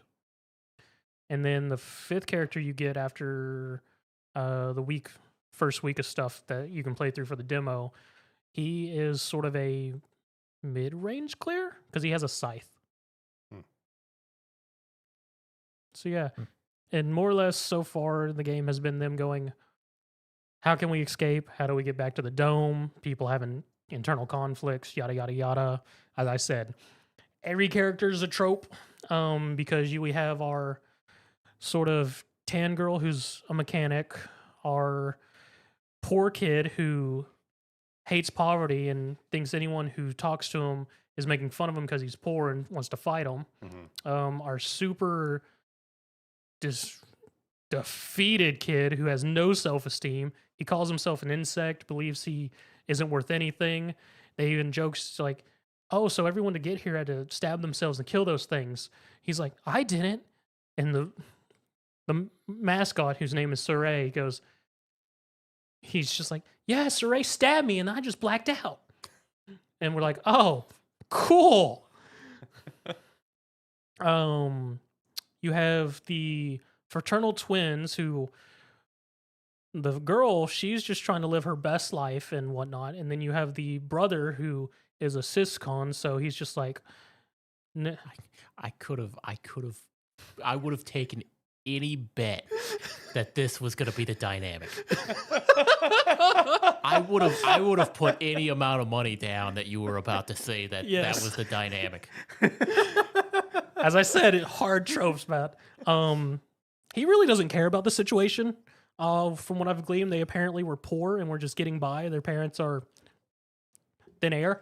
And he's just like, he's more or less vibing. He's just like, as long as nothing endangers my sister, I don't care. Y'all can go fight. We're not fighting. That puts my sister in danger. And I'm not going to put her in danger, so we're just going to stay here. We have the Yankee. Japanese Yankee, not Northern Yankee. Chick who's thinks she's above everyone, but she's a bit of a freak.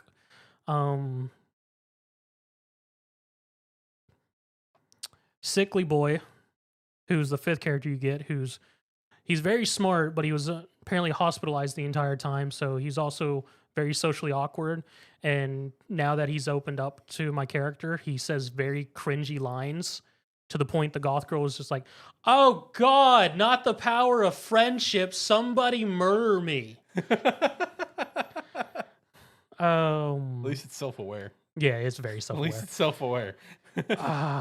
So basically, it's checking every trope in the book. Yes, and I'm missing 5 characters at the very minimum. And you got to keep in mind, this is also a game that can go to like 120 hours, has 100 different endings. I mean, you're going to hit a lot of tropes. And from my understanding is for each run, you pretty much go through the 100 days. Okay. I haven't hit another significant choice besides the stab yourself or do nothing.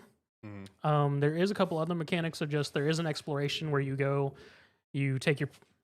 out and explore the outer world, because they do have these special fire extinguishers, solely 2, that can temporarily extinguish a part of the immortal flames to be able to go and explore and collect stuff so you can level in your weapons and whatnot.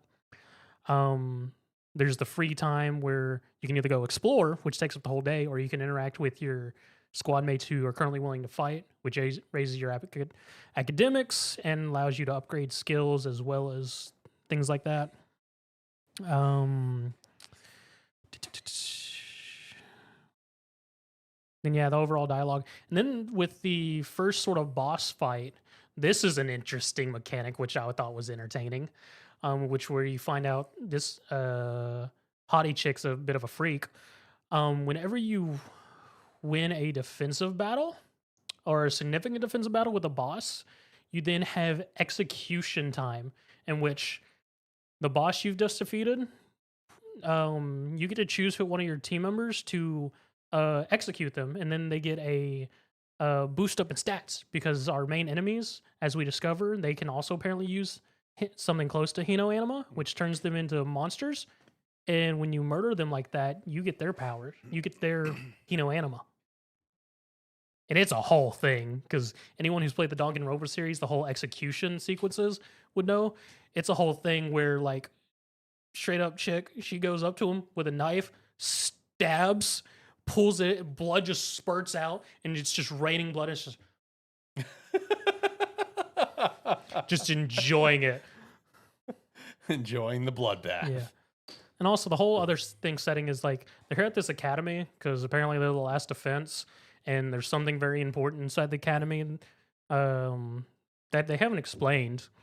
And it's just like, yeah, no, we got to protect this. Mm-hmm. Otherwise, all of humanity is dead. And it's also inside the school in a specific room where this is the only point in the room where the immortal flames is also blocking the door. Mm-hmm. Yeah. Okay. Yep. Nice. So let me ask you a question. Besides, people who just like enjoy Danganronpa, like, can you give some examples of like, hey, if you enjoy this game or this game, you would probably enjoy this. I mean, standardly, besides the whole it's a despair game mentality thing. I mean, if you like tactics games, so far the tactics is very solid. The core mechanics of it is actually very interesting in terms of resource management at the single pull of AP for your set of characters. The actually simplistic movement of the enemies, besides the bosses who have some change, which that's just normal with these types of tactic games of where boss movements are slightly different from regular enemies.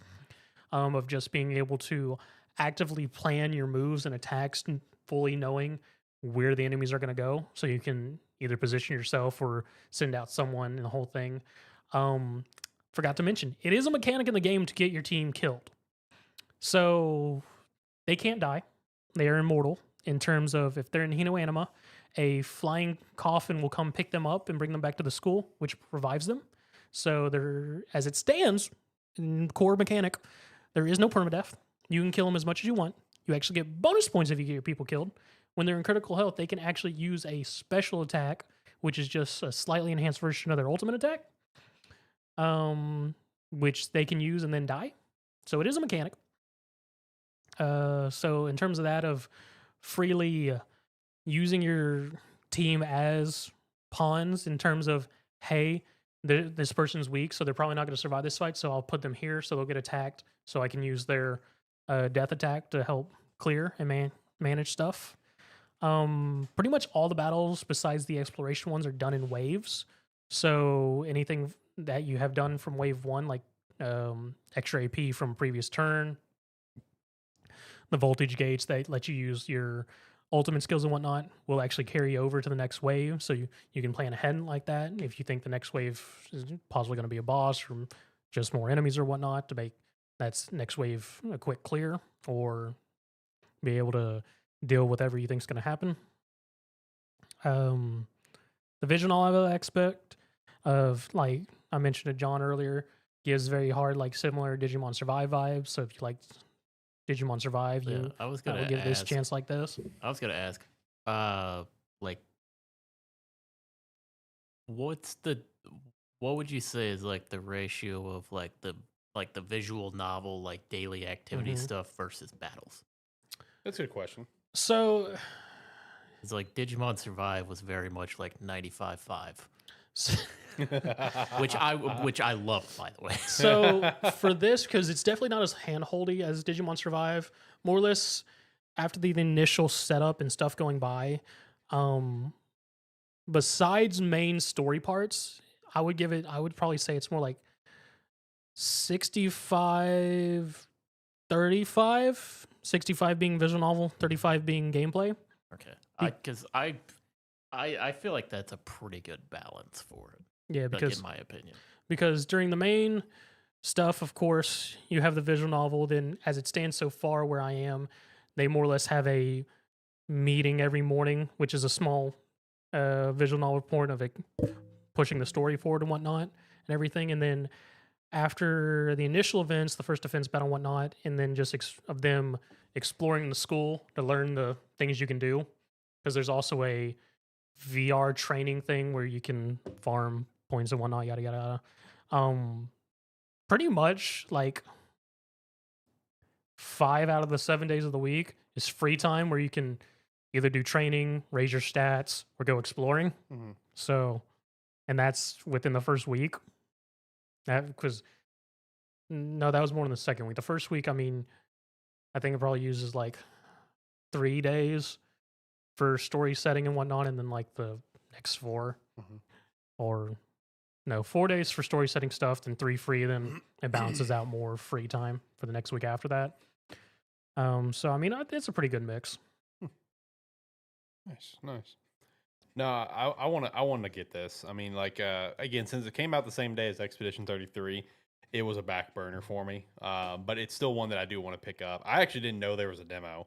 So that is something I'm gonna have to go take a look at. Is actually try to check out the demo. I said the demo is the initial prologue plus the first 7 days. So Right. Yeah. Let me see. Is I'm the gonna- demo on Switch? Because that's what I wanted to get the Probably. game for. Yeah.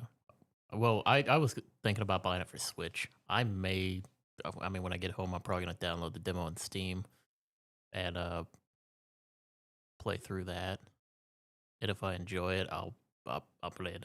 I'm gonna if I enjoy it, I'm gonna buy the game. It's just a matter of if I buy it on Steam or if I buy it on Switch. in which I can very see much how it plays on Switch because with on PC, you actually never have to use a mouse.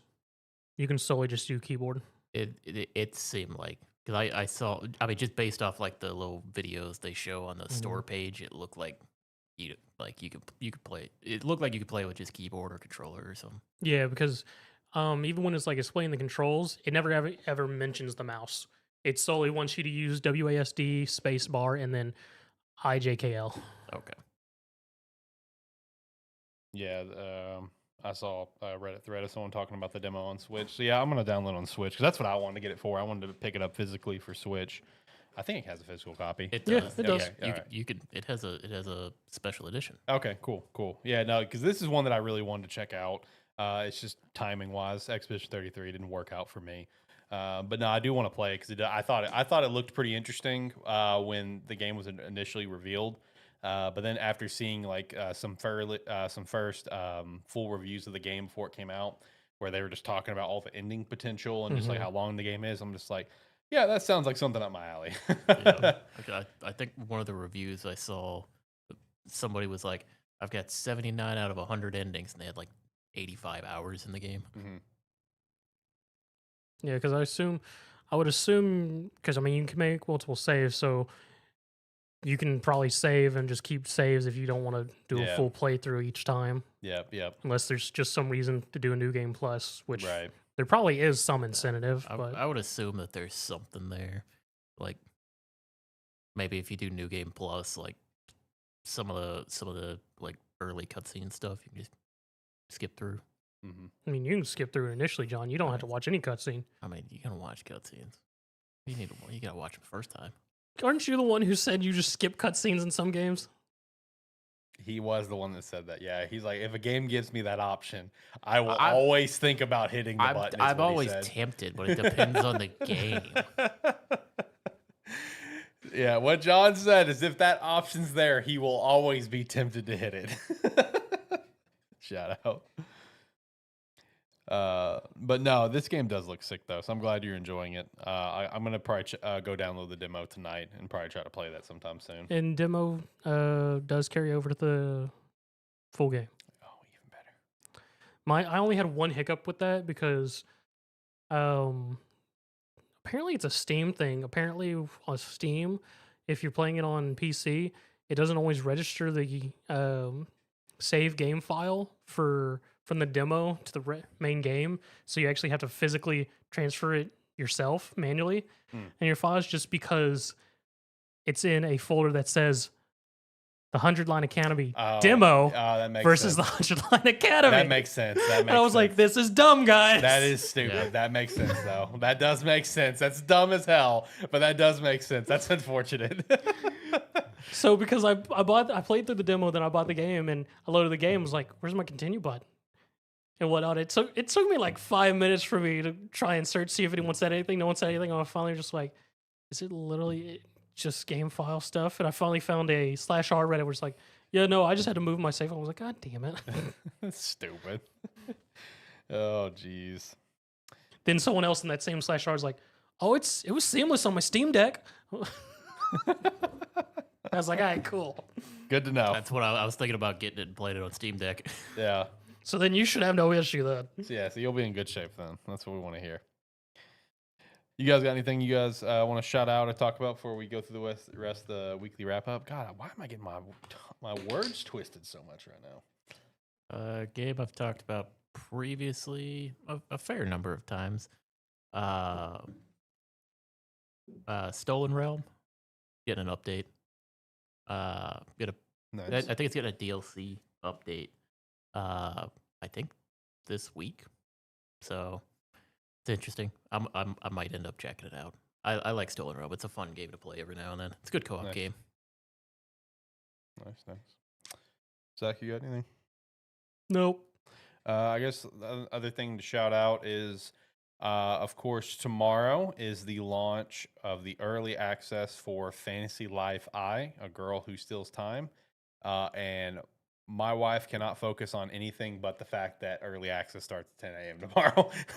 Oh, I do got something. Speaking of your girlfriend, does she still playing Infinite Nikki? She has not touched that in a hot minute. Okay, because it finally came to Steam, but apparently 1.5 apparently completely changed the game, and the community's been sort of up in arms about it. Uh-huh. Because apparently 1.5 completely changed the beginning of the game and a bunch of other stuff, and made a lot of the Infinite Nikki fans very, very angry. Oh, okay. Yeah, no, she has not touched You that gonna in check forever. that out for a sec? I mean, I was until I saw the 1.5 stuff. I legitimately was. I looked at it. And then I saw everyone talking about the 1.5, went, all right, they need to fix their shit. Yeah, no. Once Monster Hunter came out, that got permanently put on the back burner for her, and that's all she was playing on her PlayStation for a while was Monster Hunter Wilds. Well, she may be in for a sad surprise. Yeah, but no, she has a Fantasy Life I Deluxe Edition ready to go for early access tomorrow, 10 a.m. our time, and that is all she's gonna be playing all week. I would make sure I hadn't shouted out my game of the week, and I just saw what yours was, the freaking Crocs one. I was like the random one that you did. Croc Legend of Gavos. Yeah. Yeah, man. Played that when I was a kid at my uncle's house. Shout out to the story that I shared for that. It's really touched my heart, so I feel it. I will also say for Fantasy Life, I've been very advised, is a way to put it, that I must give that game a 10 next Saturday. So I'm just giving you guys the heads up. If not, does that mean we're going to be losing a host? That It's means possible. No, what that means is you have to also play it so you can give her rating and then your rating. I feel like You have to. I feel like if I give anything but a 10 for my rating, I'm No. gonna get shot. No, that's why I'm saying you give her rating and then your rating. That's how this works. I've been advised by my lawyers that I've got to give a 10 on that game. So, spoiler alert, Fantasy Life I is a 10. I did see the first review for it did come out, though, and it was actually really good. It was Famitsu had their review, and they got 9s across the board, so 36 out of 40. Because of that, I keep fucking with her, where it's just like, hey, it didn't score as high as Sonic Forces, so just keep that in mind. Because for whatever reason, Famitsu thought Sonic Forces was a good game and gave it like a 37 or a 38. Out of whatever.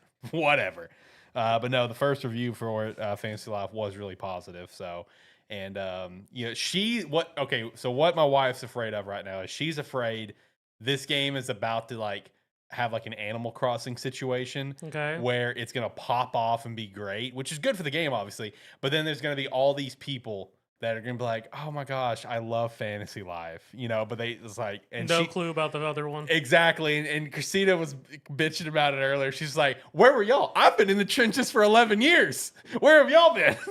I'm just like, that's bad. That might actually happen for this game. We were watching some gameplay videos the other day for it. The context that I have it looks good. A lot of improvements. I mean, y'all have a copy. I mean, I assume she has a copy of Fantasy Life. She's got 2 copies. Okay. Yeah, she's got 2 copies. She does. I will be trying Fantasy Life with her because I know for like the Switch version, there's going to be game sharing with it. Okay. So we can do game share with it and stuff like that. She had such an aggressive dilemma on what to buy it for because she originally pre-ordered for Switch. which Nintendo didn't take the money out because that's just how Nintendo pre-orders work. Yeah. So whatever.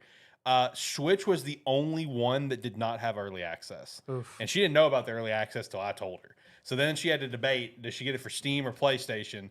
And then when it came for the Steam, it was not optimized for Steam decks. It's like, well, I guess I'm getting it for PlayStation. And then she's like, I really want it for Switch though. I'm just like, well, they might have a Nintendo Switch 2 edition. And literally the next day, Level 5 was like, by the way, there's going to be a Nintendo Switch 2 edition. I'm like, see, it worked out. Now you can wait for the Nintendo Switch 2 edition. It'll be fine. It'll be great. So anyway, let's start going through the weekly wrap up, boys. Yeah, the first thing I've got, Persona 5, the Phantom X, finally got a release date for it. June 26th for Steam and mobile. Looking forward to it. Gonna be playing it. Ready to go. Are you gonna wail? Buddy, you know me. Buddy, you know me. I probably will. You don't. He doesn't even play the tutorial. He just goes straight to the shop. Let's go. That Shop, is the baby. tutorial, Zach. For me, it is. Yes, sir.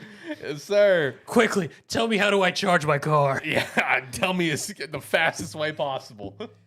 I am excited for this. It's going to be really fun. I can't wait. All I'm curious about with it is, are they going to go the Fate Go route, and there's going to be a Chinese server and a EN server, so we're like behind content, but we get the content released in the same way that they did? Mm-hmm. Or are they just going to quickly catch us up to the Chinese? Ooh, that's a great question. They had that live stream. Did you watch it? Because I didn't. They had a live stream? Yeah, that's Well, what. damn. Okay, I got to watch it then. Okay, well, maybe the live stream explained how the content would work. 'Cause Because- I didn't see that. Because, I mean, if they're going to catch us up real quick, that's going to be like a lot of content very Yeah. quickly. Right. Or if they just release it all at once and then we get bannered. So, I mean, for people who are whales, goodbye to your wallet. Me. Because, I mean, I'm actually fine with the FGO way because, I mean, FGO does it very well Mhm. because you would literally get all the limited edition stuff that came out with each patch and release. So, Mhm. all I know is I'm waiting for the granny because I want to roll with the granny. You and a lot of people, brother. The grandma's a badass. You and a lot of people, brother. I've seen a lot of people say the same thing that you've said for a long time. She's a badass. I have seen that comment more times than I can count on Twitter, my friend. Oh no, I'm excited though. Persona 5, the Phantom X, though, June 26th, Steam and mobile. You can pre-register now on your phone and go ahead and get it set up for Steam as well. So looking forward to it. It's gonna be a good time. Hey, we did get some more Digimon trailers for Digimon Story Time Stranger. These are just quick little Digimon trailers showcasing how pretty they look. It's nothing fancy. Beelzemon, that took place, I think, like last week. Bearmon, Magnamon, which the only new one there would be Bearmon, which we already knew that he was going to be in the game with the Bear Brothers. We got Omnimon one, Mercurymon, who is the leader of Central Town. But the one that I was excited about was Halstamon, which is the armored form for Hawkmon, further delivering what we've already seen, that it looks like all the armored evolutions are going to be in the game, which is sick. I hope it is actually all of them and not just like the main ones, because with last couple games we had Magnamon because he's one of the legendary warriors, whatever, one of the knights, I mean, and then we had, I think, Flamedramon, right? Yeah. Okay. Yeah. You I got think that was access- it. Well, the problem with the last games were like by the time you got access to them, you couldn't hardly use them. Yeah. So we've already seen Pegasusmon, which is Patamons. We saw Seraphimon, not Seraphimon, whatever Godamon's is. I forgot her name. And now Halsamon. I imagine we'll probably see Digmon soon. Now are we just going to see like the other ones of Vmon, Armadillomon, and Hawkmon? I hope Probably. so. I would assume so. Because I can't remember his name, but the Shinobi one, cool as shit. I want that one. I assume we will, just because they've already said in this game that we're gonna have. This is basically, we're bringing everything. Yeah, It's bringing like, the big guns. Have fun. Yeah. We had to dig some out. We didn't even remember releasing these ones. Right. So, no, I'm pretty pumped for it. I'm glad to see the armored evolutions are in the game. Now, the last thing for me that I'm hoping for, as I've said before, is give me all the legendary warriors. All right? Give me all the legendary warriors, damn it. That's what I want now. Last game we had, Gunimon, Burning Greymon, and Emperor Greymon, as well as Lobomon, Kendo Garurumon, and Magna Garurumon. We had those, and Susunamon. That's cool. Give me Beetlemon, give me Kazumon, Kumamon, give me all of them. They're beast forms. I want the other ones too. Give them all, baby. Let's go. Next thing we've got is Tribe 9. already shutting down. Yep. November 27th. Very unfortunate. I saw someone talk about this where it's just like they feel like this game was failed just because of really out of touch, like I guess like investors and project leaders. Yeah. Would you say that could be accurate here? The fact that it's already shut in, because this person personally said I would have gladly spent $60 and just bought this game versus it just being the free to play method and how they went. Like, what was your thoughts on seeing it getting shut down? I mean, I wasn't necessarily surprised about it because I saw it whenever it was announced. Because as a gotcha game, I mean, it was not necessarily bad, but I feel like in the gotcha community, it may have been just too awkward and too unique with just the mix of the fighting mechanics plus the weird baseball stuff. Sure. I feel like the other thing, because of one of the biggest pulls to it was, again, I really shouldn't remember his name. The art designer for Danganronpa and stuff was part of this, and most of the fans that are used to that are used to the I'm gonna buy the game, Yeah. and not necessarily I'm gonna pump money to roll for characters. But yeah, I would see that being the case of just the investors and whatnot, because this was that whole 3-part project, and again, you and me didn't even know about the second part. And then the third, That was the webtoon, right? yeah. Yeah, had no clue. And then the third part, it was a whole other thing of that changed from what it was initially supposed to be, from what it seemed to us. Yeah. Which I think that's what also they said, is that this project just took a big turn from what it was supposed to be. Yes, So yeah, it's just unfortunate because it's such a unique idea. it is. Yeah. So it's unfortunate that less than a year after release, it's already getting canned. That just tells me the player count is ungodly low. It is. Well, Like, yeah. I mean, it's ungodly low. It's one where I mean, not a.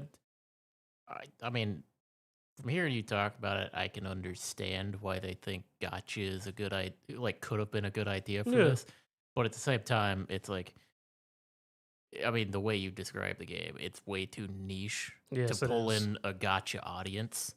It's like there's a reason why, like, the big gotcha games out there are like more successful. It's like they're easily accessible and they're like easy to get into and fun to play. Yeah, and Not I mean, awkward as hell. and the other thing with this is just like, for a gotcha game, I mean, there wasn't a whole lot of in-game content for waiting for the next chapter and patch. I mean, we could play the extreme baseball against other people, but that was more or less just setting up a team and then rolling the dice, because all that happens more or less by itself for the most part. And I mean, they had a few interesting secret XB games which you could go find and fight like a mysterious team. Mysterious.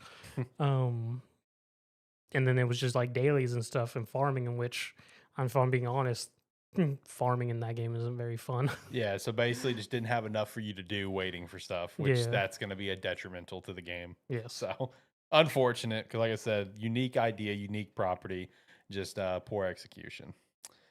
Next thing I've got the big boss of Tekken, Katsuhiro Harada. I loved it. He wants to make a Waffle House level. He's fully embraced the community and be like, all right, let's get a Waffle House, I guess. Yep, he wants to make a Waffle House level, but he can't get Waffle House on board. Don't think he's going to get Waffle House on board, because I don't think Waffle House likes to be known as the place people go to get in fights. No, they don't. I don't think this is going to happen. I mean, but I'm glad he's acknowledging it. And from more or less from what some of the other stuff is, unless it's changed within the last day or two, from other stuff I read about that, is Mike Harada and his team have reached out to Waffle House and just not received a response. Yep, that is correct. Which I think it's hilarious that he's asking Waffle House, "Yo, can I use Waffle House to make a level in Tekken?" And this is just Harada being the things like, well, the fans want it. Okay, fans, I'm giving it a shot. I'm trying. If something comes of it, sure. If not, oh well. I mean, there's a level of like listening to your fans. It's like, Harada, stop. Well, he needs something, because a large majority of people weren't particularly happy about the Pac-Man level, and then another character being a Tekken 7 newbie DLC return character. But yeah, I mean, it's like the thing isn't gonna be like, don't don't piss everyone off and then be like, "Oh look, I called Waffle House." But here's the duality, John. He would do that and be like, "Hey, we called Waffle House, and if for some reason we get approved, we're then going to charge you $10 for it for just the stage." Yeah, but I mean, also, like, just because fans have like mentioned it, don't sit there and say like, "Oh, I've contacted him. I haven't heard anything." That's just gonna make people go after Waffle House. I mean, 'cause That's It's true. like, don't It is. say That's anything. true. and That's It's true. like, just don't say that you contacted him. Just be like, "Yeah, I heard you. I know what you want. Just do that." People are going to be at the Waffle House headquarters, wherever it is, with pitchforks and torches. Like, give It's like- Harada the approval. Harada got his mic drop moment when he announced Tekken 8, and he doesn't understand how to do it anymore. Well, that's the thing. It's like Harada. You don't have to always try to make people, or you don't have to always tell people when you're trying to do something. Right. It's like you kind of just do your things behind the scenes like you used to do, and then come out for all the Tekken shows and be weird. And then just drop the tech demo of the Waffle House stage if you get it made. It's like if Yeah, it it's like, hey, look at this. if it happened, it would be like you'd just be at Evo and he'd just turn around, point his screen, and go, "I mean, you guys wanted it." I heard you. It would just be Law cooking in the back, and then like Paul or somebody comes in. But yeah, no, I will say, I mean, not to. I was trying to move on. If you're, Oh no, yeah. I was gonna say this next thing. Yeah, all you. I read it. am very happy to see this because it's per Nexon. First Berserker Kazan, in a sales perspective, is a disappointment because it did not sell as many copies as they wanted it to. But they still view First Berserker Kazan as a success because it's made people care about the franchise, which I'm totally down with because I absolutely love First Berserker Kazan. It's one of my favorite games this year. I'm totally fine with too because I mean, Dungeon Fighter. I mean, it's still wild to me that this is the IP they chose to run with to expand with, but it's still. I'm still happy that one of their IPs they took and are expanding with, and it has seen some success. Yeah. Even if it's not the success they initially fully expected. But Yeah, it's very nice to see a company go, "Hey, we tried something with a property that nobody really, or like most people don't care about, and yeah, it didn't sell like we wanted it to, but it got eyes on it, Yeah. and that was the goal. So this is not a failure." which the first Berserker Song is definitely something I wanted to see after, because DNF is initially just a free MMO game out there where you literally just go fight through dungeons. Then we got DNF Duel, which was the fighter game, which was like, yeah, that's a nice progress. And now we're actually getting expansions on our character stories of the different classes and whatnot, which is really nice. Yeah. So that news, I saw that news, or like I saw the articles coming out for it. Very happy to see that because a lot of times the game doesn't make sales numbers.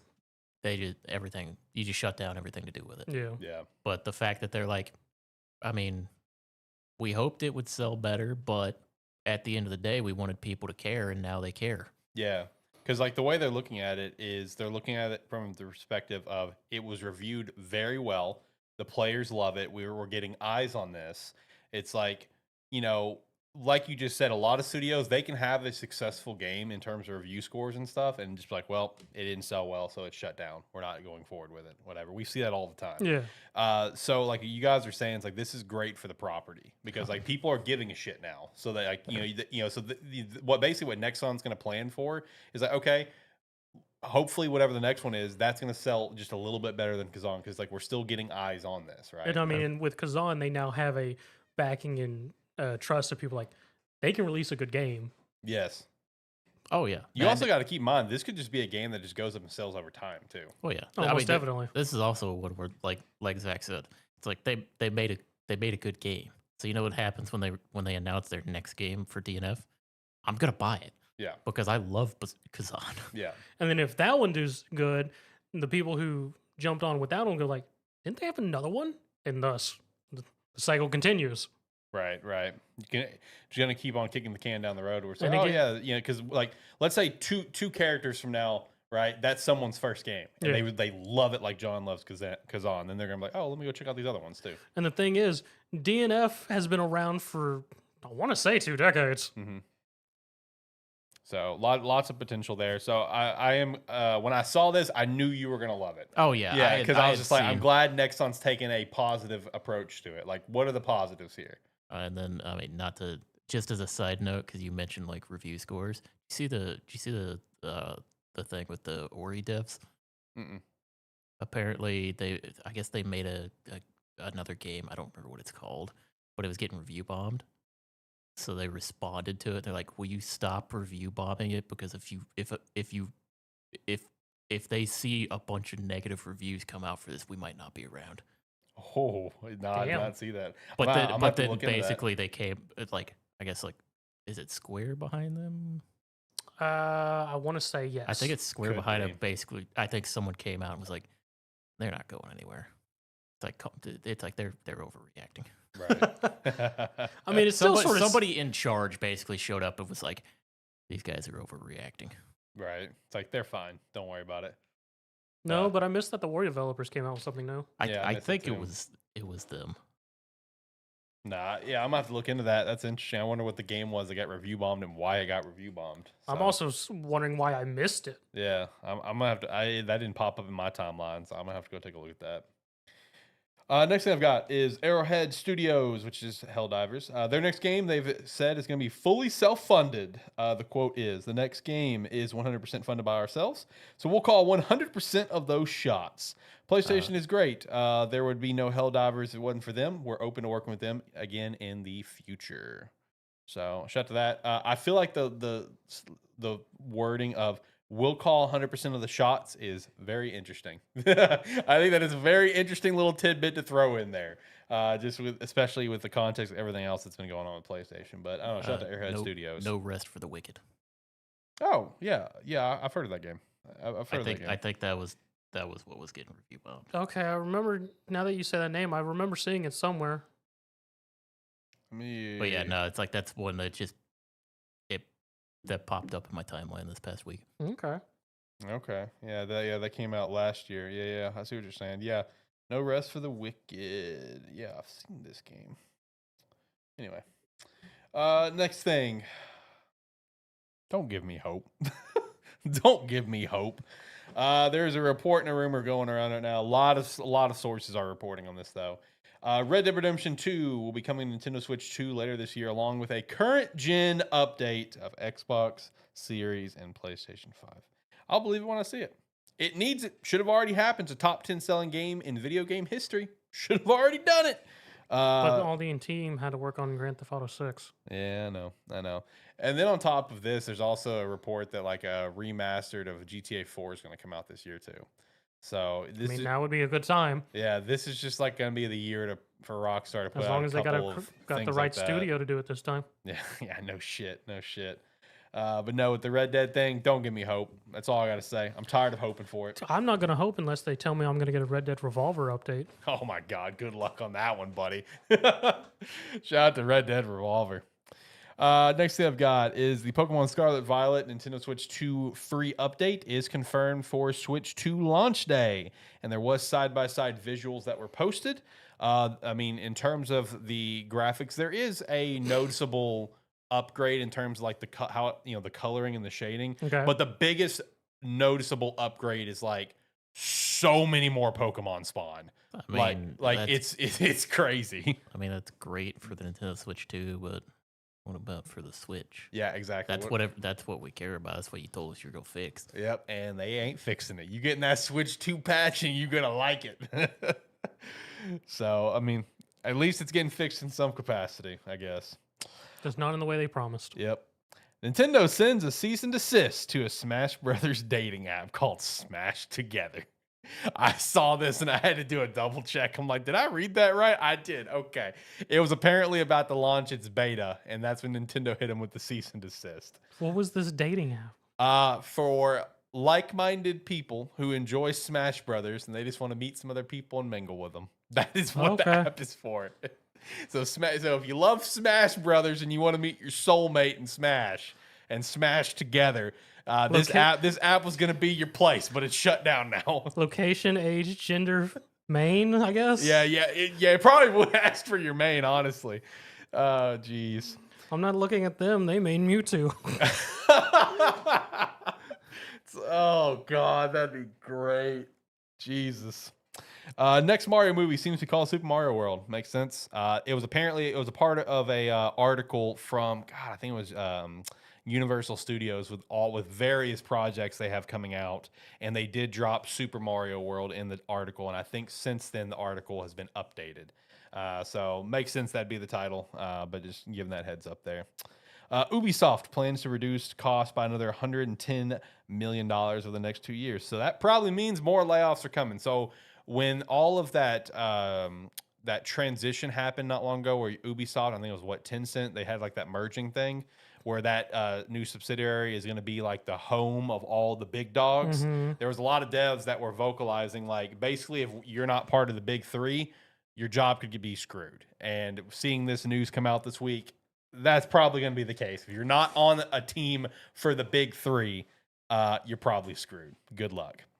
I would argue Ubisoft doesn't have a big three. I would also argue that in today's age, but you know what I mean. Ubisoft also says Prince of Persia: Sands of Time remake will launch by March 2026. Oh, buddy, yeah. I'll believe that when I see it too. Yeah, that's a way to make money. Yep. I mean, I'll get it for personal reasons. I mean, but yeah, but this is gonna be Ubisoft. This thing doesn't make $100 million. They're gonna call it a failure and fire more people. Facts. Kojima recently said in an interview that he's left his staff a USB stick with game ideas to use after he dies. I appreciate the thought, Kojima, but don't be putting them vibes out into the world, brother. I also saw where he was talking about Death Stranding 2, because it has gone gold, is coming out here soon, next month and everything. And this psychotic bastard, I swear to God, I love this guy. He talked about when Death Stranding was initially being play tested, right? And the play testers were calling it a terrible game. Yeah. And I remember that. With Death Stranding 2, that's not the case. And he said he's disappointed. That's not the. What do you mean you're disappointed they're not calling it a terrible game? It's probably because I can only assume it's because people are playing this one and they probably he's not seeing the same response to it. So he may be disappointed because he may have gone too far off the mark of to not make it as close to the first game. That's fair. Because he is very adamant on what Death Stranding is. He is dead on about it. Or he's just mad because he feels like his game is too mainstream. Yeah, right. There's going to be nothing mainstream about Death Stranding 2. People liked it. That's enough for him to consider it mainstream. It's going to be a Game of the Year nominee. We'll just go ahead and lock it up. There's too many good games for Jeff to knock that in there. There's not enough games for Jeff not to knock 2 out for it. Listen. Hey, there's too much going on this year. Believe me, Kojima's going to get a 10 or 15 minute segment on the stage. 100%. For that, that's good enough. We don't need something that doesn't need to be in gaming.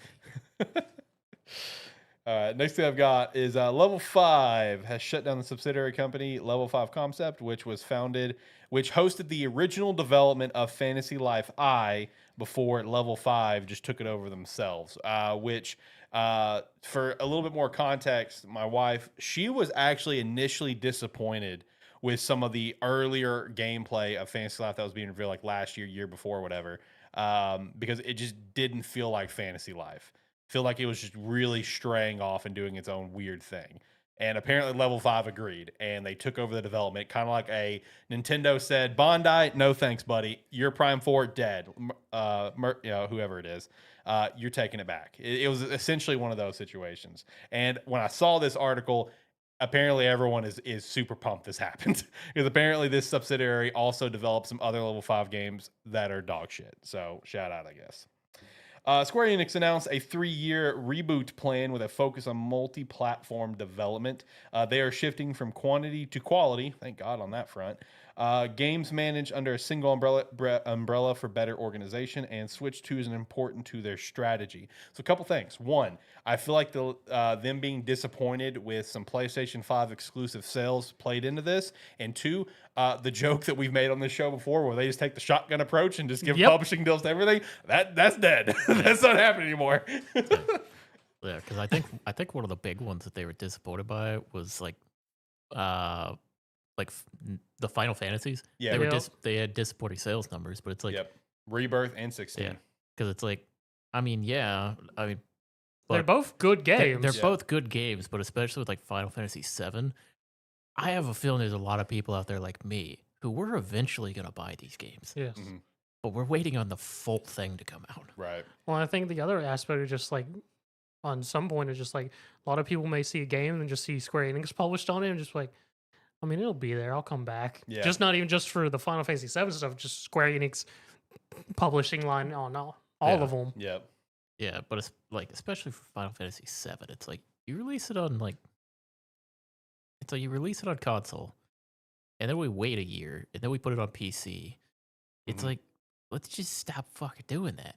Right. Just put the damn thing out there and let everyone buy it. Yep. Because you're gonna wait a year, but in that year you're gonna be disappointed with the sales numbers, and then you're gonna get more sales afterwards, Mhm. and then you're gonna be like, oh well, it actually sold pretty well. It's like, well, yeah, if you put it out there for everybody to buy, we're all gonna buy it. Yep. Yep. No, I agree. I feel like the days of just seeing like these PlayStation exclusives with Square, I think that's coming to a close because they had like Square has been very vocal about 16 and Rebirth. So, I mean, shout out. I've also, with the Switch 2 thing being important to their strategy, I've seen a lot of people say that Switch 2 is about to be a third party powerhouse. I've seen a lot of people talk about that it's going to have so much dang third party Well, it's support. because everybody wanted to be on the Switch, but the Switch can't run anything. So Yeah. now they can actually put something that'll at least, I mean, Managed to It'll- take something. it'll run it, but I mean, some of these games on the Switch too might run like previous third party games were running on Switch. Guess what though? They still won't complain about developing on it like they did the Series S. Oh, maybe Oh, true. maybe for the first year. maybe two. I had a couple Kingdom Hearts news for you. First Nobody up is cares. I'm just, look, That's a lie. look, it's the bot. No one cares here, I had but to it's the sit- bottom of the I weekly had to wrap up sit for a through reason. Persona 5 Mobile earlier. Now you're gonna talk fucking Kingdom Hearts?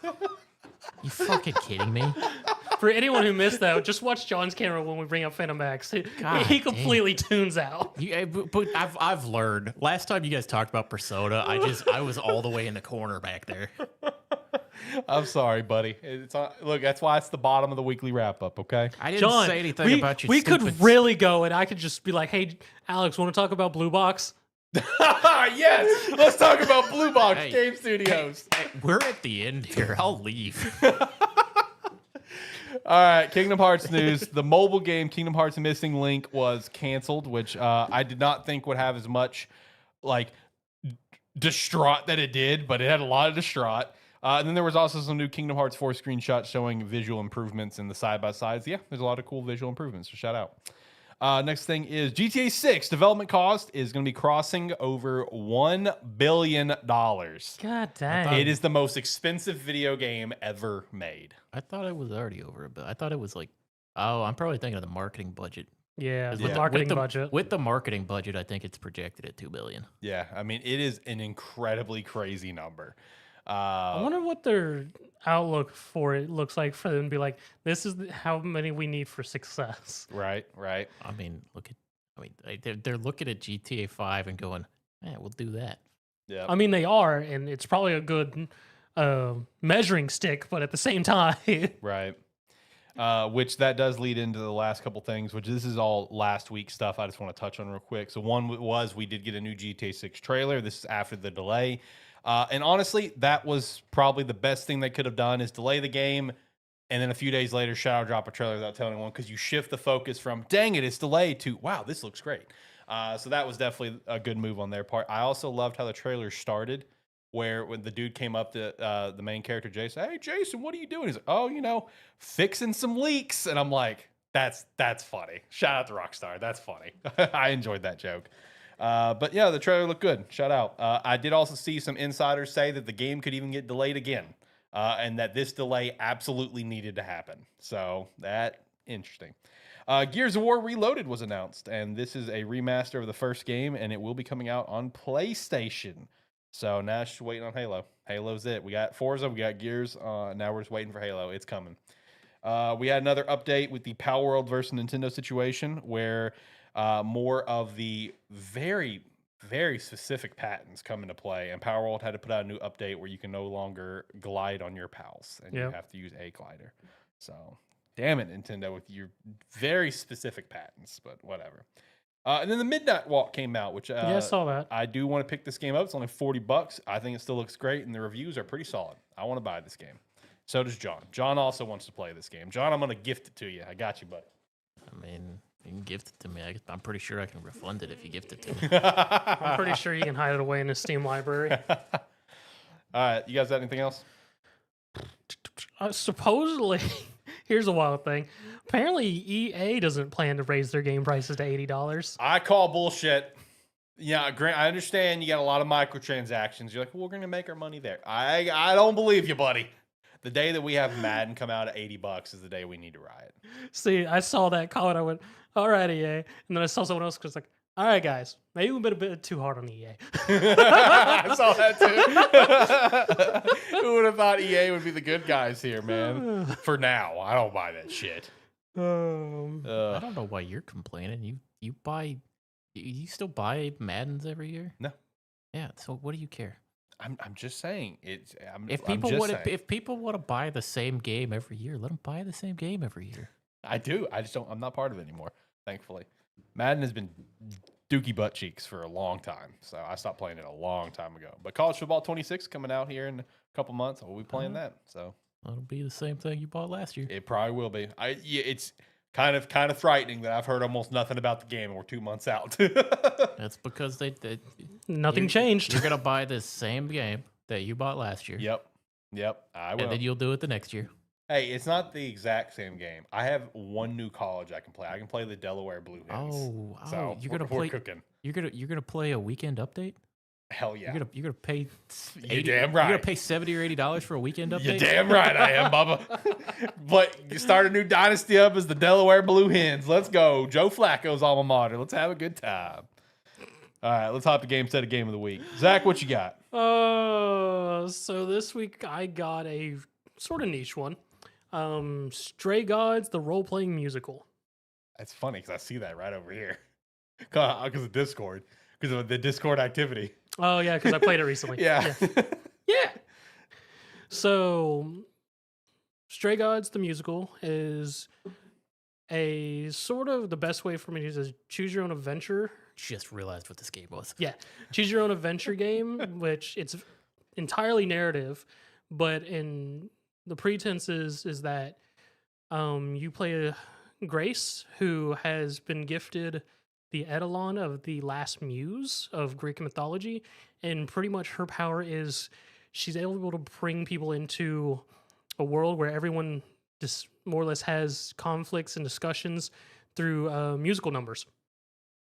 So Grace, it starts off with Grace at a finished up sort of auditions for her local band. They were looking for a new member.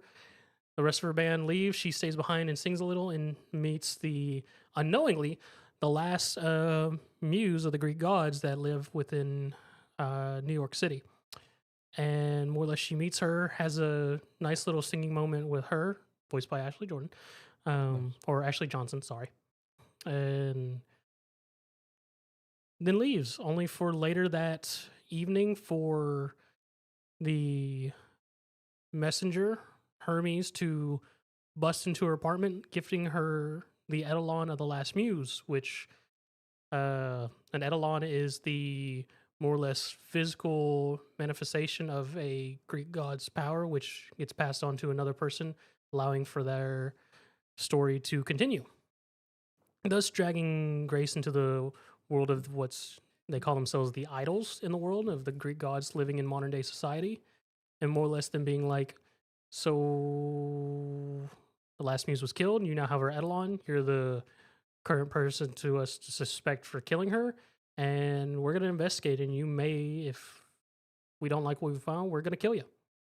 So it ends up being Grace's journey of trying to find out what happened to the last muse to keep herself alive and interacting with the rest of the idols across New York City and different sort of things, from Apollo, Persephone, Aphrodite, Eros, Athena, just a whole slew of people, and just more or less being a point and click narrative of you going to different locations, talking to people, learning about all the different people and what's going on within the idols community, and then having your big finish of the chapter of having a musical singing battle of, with whoever you're dealing with in that chapter. Which the main interesting mechanic of it, where a lot of dialogue games have sort of like the good choice, angry choice, neutral choice, and this one, whenever based on your choices, it changes the musical number from the green, which is sort of upbeat, the blue, which is sort of your blues jazz style, slower, sort of darker music, or then the red, which is always rock. So it makes for the interactions very interesting because the scenes during the main big conversation numbers changes based on your choice. The color background is always different based on whatever your choice is. So and it makes for an interesting thing of like you can choose the same style and just keep it succinct and keep, or you can change it up so you'll have like an upbeat moment here, then some hard rock, whatnot, which really gives a very interesting atmosphere of watching the number play out, as well as just having the constant musical change up if you choose to it and everything like that. And through these, you make your choices of your story, which alter your future interactions in the next chapters or the next time you meet a character, as well as the acts themselves and whatnot. So overall, if you enjoy music, like very narrative specific games, I would highly suggest picking up Stray Gods, the role-playing musical, which also has a DLC following Orpheus. Nice. Shout out to another Gamestead game of the week in the books. All right, boys, let's hit the music. Let's get the heck out of here. Like, comment, subscribe, rate, whatever your platform allows. It does help. Let us think what's going to happen in the marathon. What's your big guess? All right, do everything you said and more. And if you like what you saw with us here, then we do these live streams every Saturday, usually around 6 p.m. Central Time. So come check us out then. We'll be back next week. Make sure to also check us out at our Patreon down below if you want to support us further. We'll appreciate that extra support, as well as checking out some Rogue Energy, Agent Inc., Spark3Shop.com. Join the Discord. Be a friend. Tell a friend. I don't know what all we got going on next week. Can't remember. We'll figure it out. Have a good one. Bye.